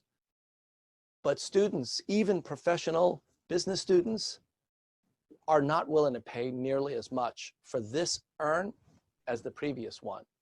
And when you ask them why, they'll tell you it's because, in this case, I don't know the odds. Even if I try to convince them that the odds are the same, they still say, well, I believe your mathematics, but it doesn't feel right to me. What they're saying is that the behavioral reactions to uncertainty, the unknown unknowns, is really significant. Investors don't like risk, but they really hate uncertainty. And in economics jargon, those 2 words, which most people consider synonyms, are actually not the same. Risk is meant to represent the randomness that you can quantify, like a standard deviation of 20%. Uncertainty is the kind of randomness that you cannot quantify, the so-called unknown unknowns. And that's what's going on right now. COVID-19 is one of the biggest unknown unknowns that we're dealing with. I'll come back to that in a minute. But the bottom line for all of these considerations about what investors want and what they fear is that there's a trade-off between risk and reward. And so let me show you historically what that trade-off looks like. Using data from 1928, so we're talking about a very, very long period of time. If you go down the list and just look at all of the expected returns that are generated by these 4 different asset classes, and then take a look at the risks that you're bearing, you see a pretty clear relationship. The higher the risk, the more the average return. So stocks, for example, which is the most risky as measured by standard deviation, SD, Stocks are generating a return on average historically of about 10% per year. Corporate bonds, 7%, but lower volatility. US Treasury bills, safest asset in the world, even lower. And that's really the risk-reward trade-off that finance professionals focus on. Over long periods of time, there is a relatively straightforward relationship between risk and reward. Another way of putting it is that investors have to be bribed to take on these risks. They have to be rewarded for being willing to take on these ups and downs. And so risky assets generally have to pay more in terms of their average returns. Now, that makes a lot of sense in the long run, but the problem is that if you look at the short run, that's not the case. Here's a graph that I think illustrates that principle, and in a minute I'm going to ask you to take a poll for this as well. So there are two lines drawn here, red line, blue line. The red line represents the volatility of returns over 5-year rolling windows. So I'm using data from 1926 all the way up to the present, but I'm doing it using 5-year chunks, calculating the volatility of the US stock market during that 5-year window. And then I'm also going to calculate the average return of that stock market during the same 5-year window, and that's in blue. So red is volatility, blue is average return over the 5-year window, and then I'm moving it up by a day, and I'm calculating the same things, and then another day, same thing, and another, and another, and another. And using these 5-year rolling windows, I'm graphing risk and reward. By eye, what do you think the correlation is between these two lines? I just described to you in the previous slide that the higher the risk, the higher the reward. So take a look at this graph and tell me how many people think that the correlation between the red line and the blue line is greater than 50% or equal to 50, 25, 0, negative 25, or less than negative 50%. Now, correlation, remember, is a number between minus 100%, plus 100%. Positive numbers means things move together. If it's 100% correlation, things move in lockstep together. And negative correlation means that things move in opposite directions. Well, I'm seeing that from the poll, a number of you are picking up on the fact that, you know, this looks like it's negatively correlated. In fact, those of you who picked the last choice, less than negative 50% correlation, you're correct. It turns out that the correlation between the red line and the blue line is minus 60%. Now, clearly, that result is driven by a number of extreme episodes. And it turns out that we're actually living through one such episode right now. So let me now turn to the present day and give a bit of a market recap of what's been going on over the course of the last few weeks. I'm going to show you a graph of two quantities. One is something called the VIX index, VIX. And the VIX index is a forward-looking measure of volatility. To be precise, using option pricing theory, it is a formula that calculates what the market thinks the volatility is of the S&P 500 index, broad-based index of US stocks. It looks at what the volatility is implicit in options prices on the S&P. And so historically, the volatility of the S&P has been around 15 to 20%. So a VIX index that is pricing options at that historical volatility should read somewhere in the 15 to 20 range.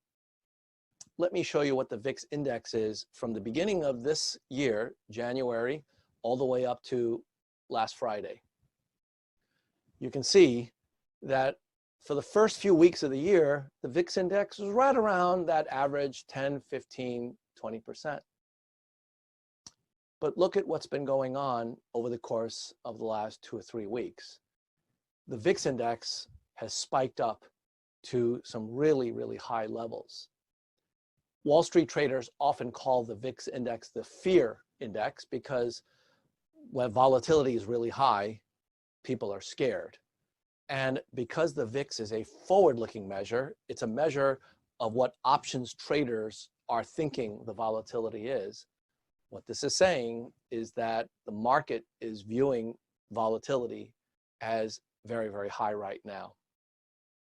Now, what about the stock market? How has that been doing? Well, I think all of you probably know this, but let me show you what the S&P 500 index looked like over the course of the last few weeks. For the first few weeks of the year, S&P was pretty much stable, not moving a whole lot. But over the course of the last 2 or 3 weeks, it's actually been going down pretty significantly. And even as we speak, the S&P is declining.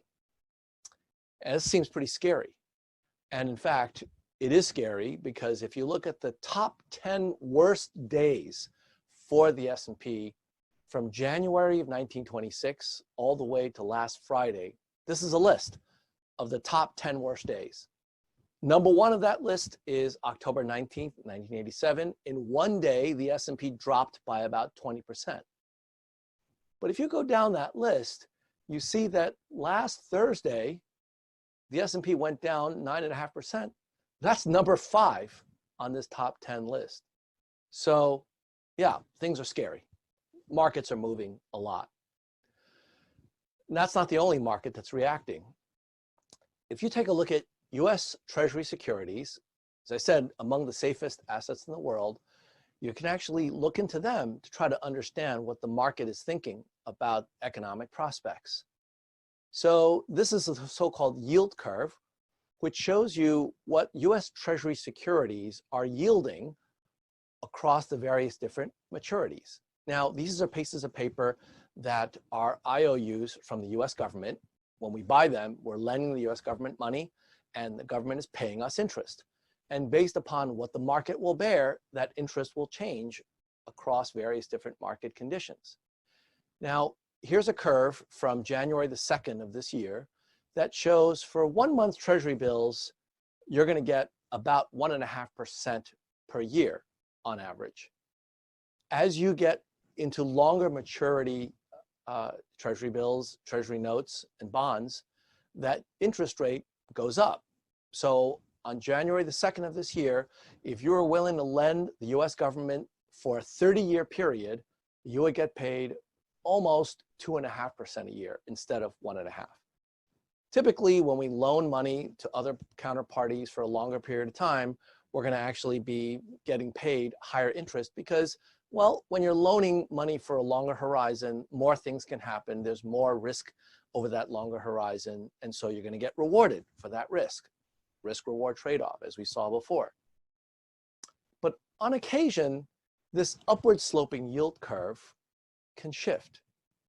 And let me show you what this yield curve looked like just a few weeks later on February the 18th. So now, at the short end of the yield curve, meaning for shorter maturity bonds, you're getting about the same yield. But as you go into longer maturities, actually the yield has declined. So contrary to what I just told you about longer maturity loans getting a higher yield, in this case, we have what's known as an inverted yield curve. There are periods of longer horizons where the yields are actually lower. And that's telling us something. It's telling us that people who buy these bonds are thinking that we may be heading towards a recession, that interest rates are going to be going down farther into the future. And as a result, we're going to see these inversions. Now, it's not a perfect forecast, but over the course of the last several decades, when you have inverted yield curves, more often than not, you have had recessions 1, 2, and 3 years later. So this is a source of concern. But if you look later on in the year at the yield curves, you see something else happening. Still an inversion and even a deeper dip. But then over the course of just the last week, you see that the short end of the yield curve has dropped dramatically. What's going on there is that the Fed has been cutting rates, trying to stimulate the economy.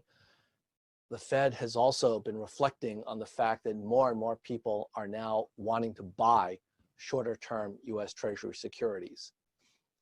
Typically, when you buy the securities, you bid up their price. That actually lowers their yield. So as the yields get lower and lower, what that's telling you is that there's more and more demand for shorter term securities for the US government. And that's a consequence of people putting more money into that, presumably taking it out of more risky assets. As the yields go down, you're seeing what's called a flight to quality or flight to safety. So these markets are telling us that something serious is going on and that financial market participants are reacting. Yet another illustration of the fact that we're going to a flight to quality, flight to safety, is the difference in yield between corporate bonds, which have the risk that companies can go bankrupt, so the bonds can default, versus US Treasury securities. This is a graph that shows the spread between BAA corporate bonds, bonds that are investment grade, and those that are Treasury bills. And you can see that over the course of the last few weeks, we've gone from about a 2 percentage point spread between US Treasury securities and corporate bonds to a spread of 3.2%. That's quite a big difference just in the course of a couple of weeks.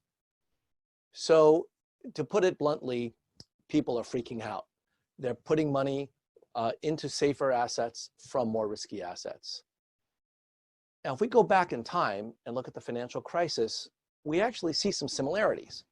So let me show you the yield curve that occurred on January the 2nd, 2007. That yield curve, much higher in those days, but nevertheless, you still see an inversion at the beginning of 2007. Now, it turns out that the economy was going into a recession at that time, and clearly this inversion showed that. But if you look at the course of the yield curves during that fateful year, 2007, 2008, what you'll see is progressively lower and lower yields at the short end. And in January 2nd of 2009, the yield curve actually showed that at the very short end, you're actually at zero. In fact, there was a brief period of time where the yield dipped below zero, a negative yield for US Treasury securities. That's a pretty shocking state of affairs, because what that's saying is, in effect, I, an investor, am willing to pay $1,001 today in order to get back from you $1,000 3 months from now. Why would I pay more money today in order to get back less 3 months from now? It's because I'm really worried that I'm not going to be able to get my money back, and so I want the safety of US government securities. So we're not there yet, but I suspect that there's a chance that over the course of the next few weeks or months, we may get to a zero interest rate and possibly negative yield environment because of the market reaction. So let me give you a bit of perspective now, having described the current state of affairs. First of all, in terms of where we are now, let's keep in mind where we came from. So I'm going to show you the same fear index and the S&P 500, but not just year to date. I want to go back to 2016.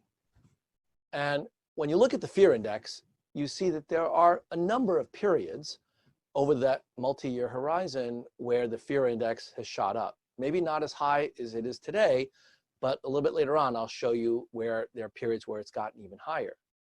But more importantly, let me show you what happened to the S&P 500 during that period of time. Now, we've had a pretty significant drop over the course of the last couple of weeks in the S&P. But remember where we came from. In January of 2019, the S&P was at about 2,500, and over the course of 2019, the S&P went up by about 36%. So we may have lost a lot of those gains. We may have lost all of it, but the S&P is not at zero.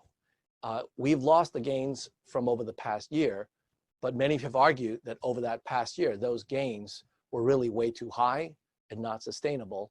And so the market is correcting as it does from time to time. Now you'll notice that there was a little bit of a wiggle back in 2018. And this wiggle is something that doesn't look like a whole lot compared to where we are, but at the time, the newspapers made a big deal of it. At that particular date, which was February the 5th of 2018, turns out that the Dow went down by 1,175 points, the worst point decline in history. That sounds really scary until you realize that the reason that it's the worst point decline is because the Dow Jones index is at a very high level. And so when you translate into rate of return, that decline was about 4.5%, which in the grand scheme of things is not that big a deal. It is large, but it's not outrageously large. It certainly can happen from time to time. And so newspapers will fix on really shocking news, whatever way that they can put it. And that's part of what's going on right now. People are being scared because these numbers are breaking certain records, like the Dow Jones back in February of 2018. But the fact is that markets do go up and down. There is risk, and markets will recover. Let me give you a bit more perspective and focus on, it's true that the fact that last Thursday was a pretty bad day. We lost 9.5% in the S&P in one day. And it is true that the VIX index was among the worst. If you rank the VIX index since it began in 1990, then Thursday was probably in the top 5. And in fact, here it shows the top 4 in terms of how high the VIX was. So naturally, you might think, well, we should be getting out. And in some cases, for certain individuals, it makes sense to get out. The question is, do you know when to get back in? Because the markets do recover. And unless you're watching them like a hawk, and it's very hard to do that unless you're a financial market professional with all of these various tools, you may not know when to get back in. So let me illustrate to you that with what happened last Friday. If you take a look at the top 10 best days of the S&P from 1926 to March of 13th of 2020. Here are the top 10 best days. And it turns out that last Friday, the 13th, ranked number 7 in the very best days of the S&P. I'm not sure if any of you have read The Tale of Two Cities. It was the best of times, it was the worst of times. That's kind of sort of what we're living through right now. Markets are very volatile, and unless you actually know how to time them, it is very difficult to pick the times when you should get out and the times when you should get back in. In fact, we know that there are going to be winners and losers, many of them having to do with new technologies versus traditional technologies. Let me give you a couple of examples. Cruise ships, like Carnival Cruise Lines, have been hit pretty hard. Not surprisingly, if you look at the stock price of Carnival Cruise Lines, one of the largest cruise lines in the world, at the beginning of this year, they were trading at about $50.72. As of Friday, Carnival Cruise Line was trading at $17.58. They're obviously one of the losers in this current situation. How about one of the winners? Well, Zoom video. We're coming to you through Zoom technology right now. Beginning of the year, Zoom video was at $68.72. As of Friday, $107.47. So what's happening is market dislocation because of concerns about COVID-19. And there are opportunities, tremendous opportunities being created right now for active managers. So if you're an active manager, congratulations, you're in a period of time where you will be able to make your name in this business by identifying the winners and losers and trading accordingly. But what about for the rest of us? For the rest of us, it's about diversification, making sure that you've got your bets spread across a number of different assets, and about dealing with your own emotions and how to react to these market gyrations. And I'll get to that in a few minutes. Now, it's often helpful in thinking about what we ought to do to compare across time at other scenarios that may be similar to what we're going through now. Now, it's often said that history doesn't repeat itself, but it often rhymes. It's been attributed to Mark Twain, but nobody can seem to find a definitive point where he actually said it. In any case, the truth of it is really what I want to focus on. Thinking about the past doesn't always tell us exactly what's going to happen, but it can give us ways of at least providing guidance and how we react. So I want to compare what we're going through to two particular scenarios: the 1918 influenza pandemic, or so-called Spanish flu. I'll tell you in a minute why that's in quotes. And then second, the 2008 financial crisis. Now, before you get frustrated about this comparison, because I'm going to tell you right now that the comparison is not perfect.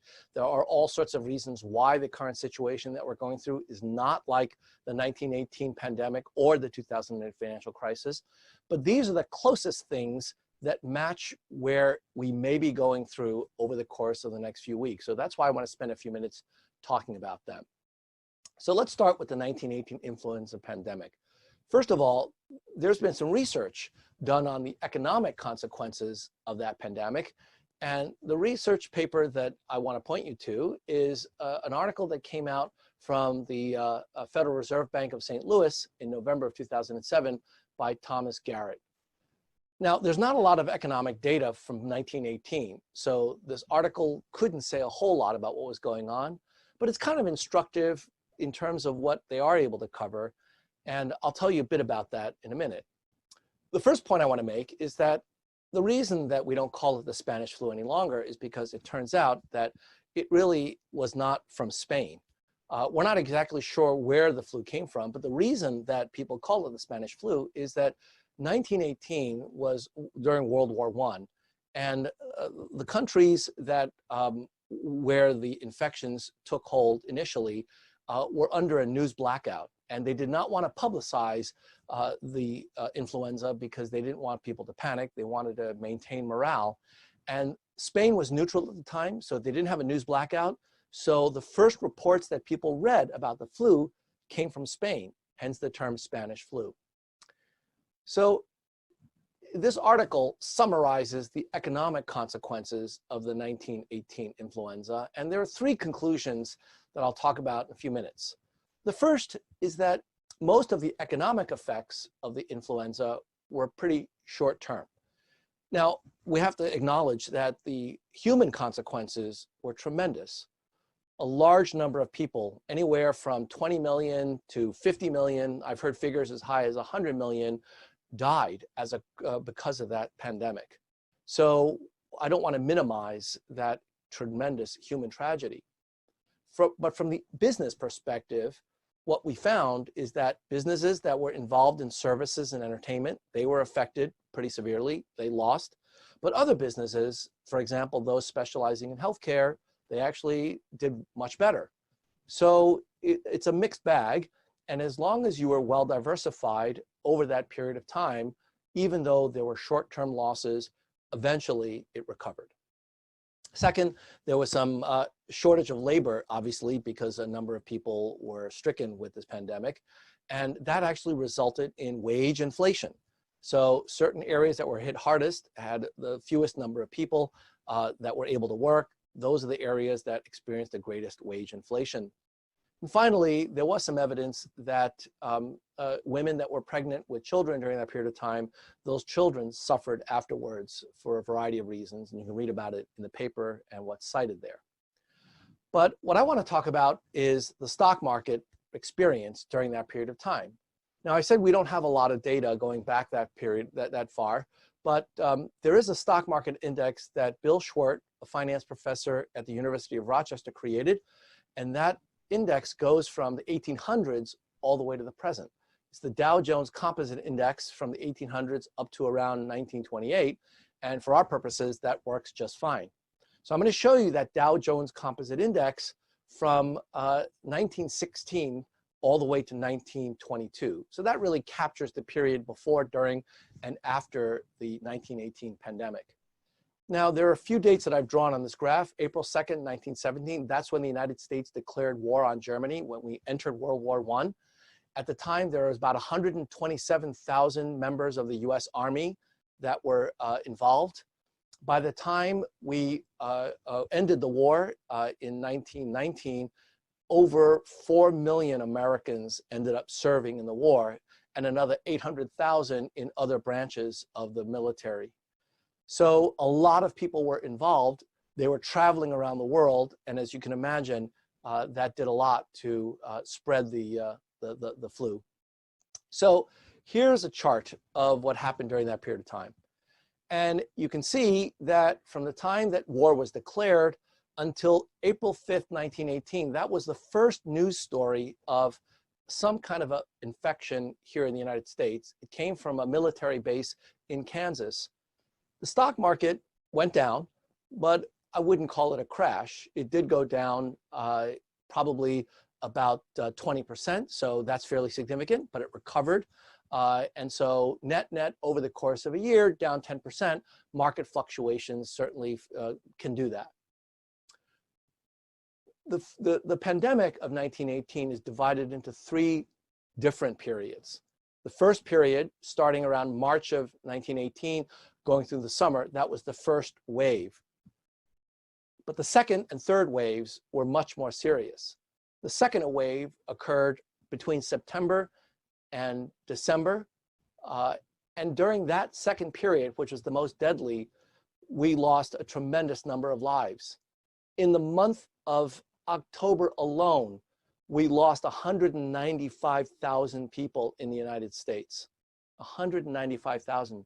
To give you some perspective, the H1N1 pandemic of 2009, the total number of deaths estimated in the US from 2009 to 2018 is about 75,000.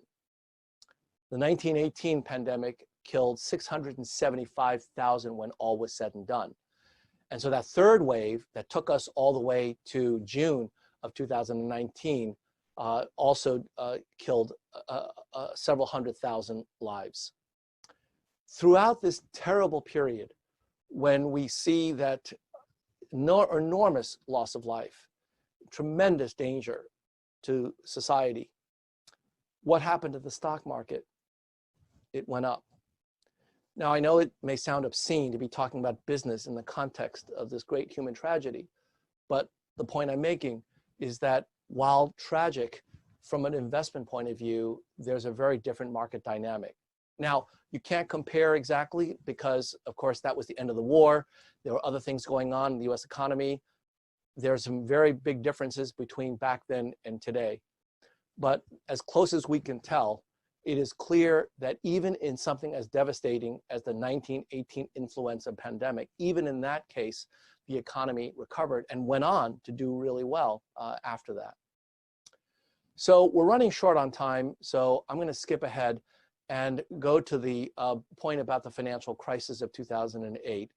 And in this particular case, we can see that there are some very clear parallels, with the exception that the real economy got hit very hard. Many, many millions of jobs were lost, and it was incredibly disruptive because the entire financial system looked like it was on the brink of collapse, although that may have been overblown, but certainly from a financial perspective, it didn't seem that way. So when you look at the fear index back to 2008, you can see that while the VIX index is high now, it was even higher during 2008, and it stayed high for a period of time, and there were a number of difficult challenges. Also, the S&P 500 went down.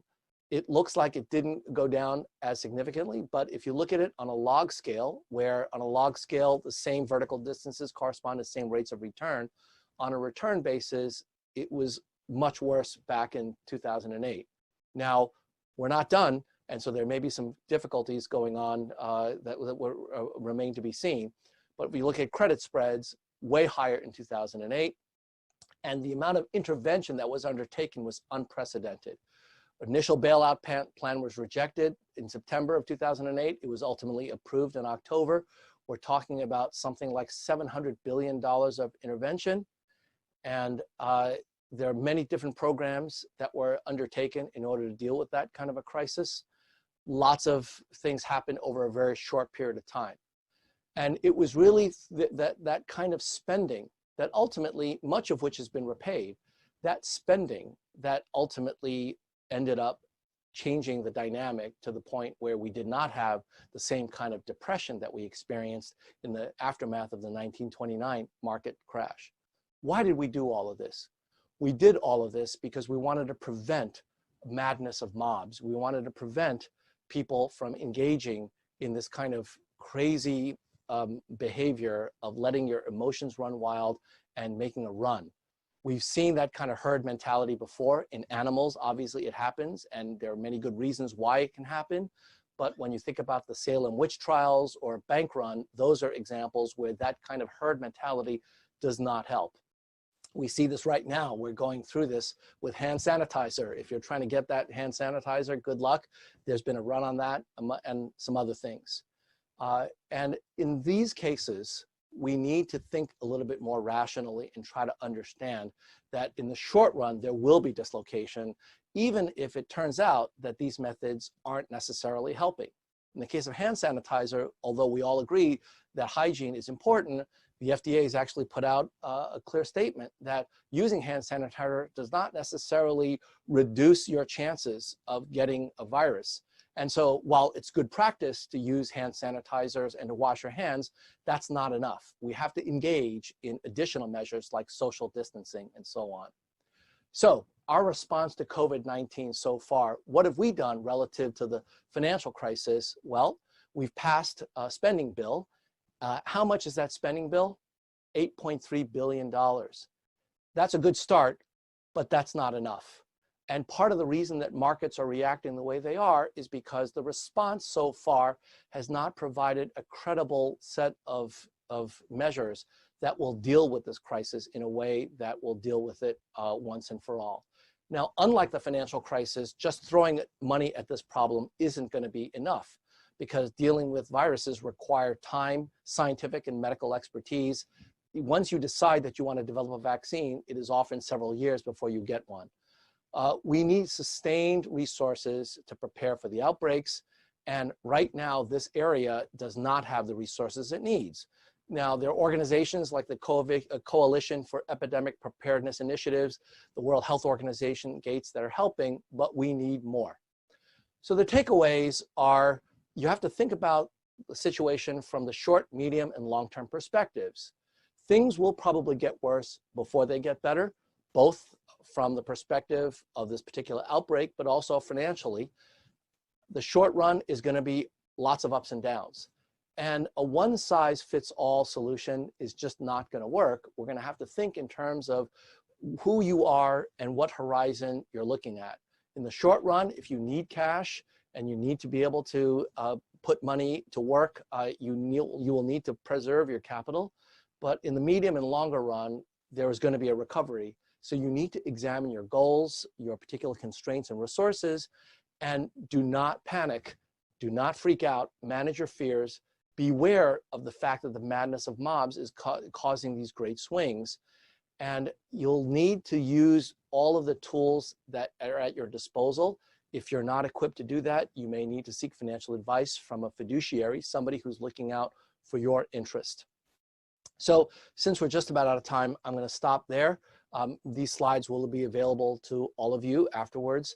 I would ask you all to please stay safe and to be considerate, think about how to deal with this problem in a way that is going to be productive. Social distancing seems to be the most effective way now, and I wish you all well, and happy to take questions now.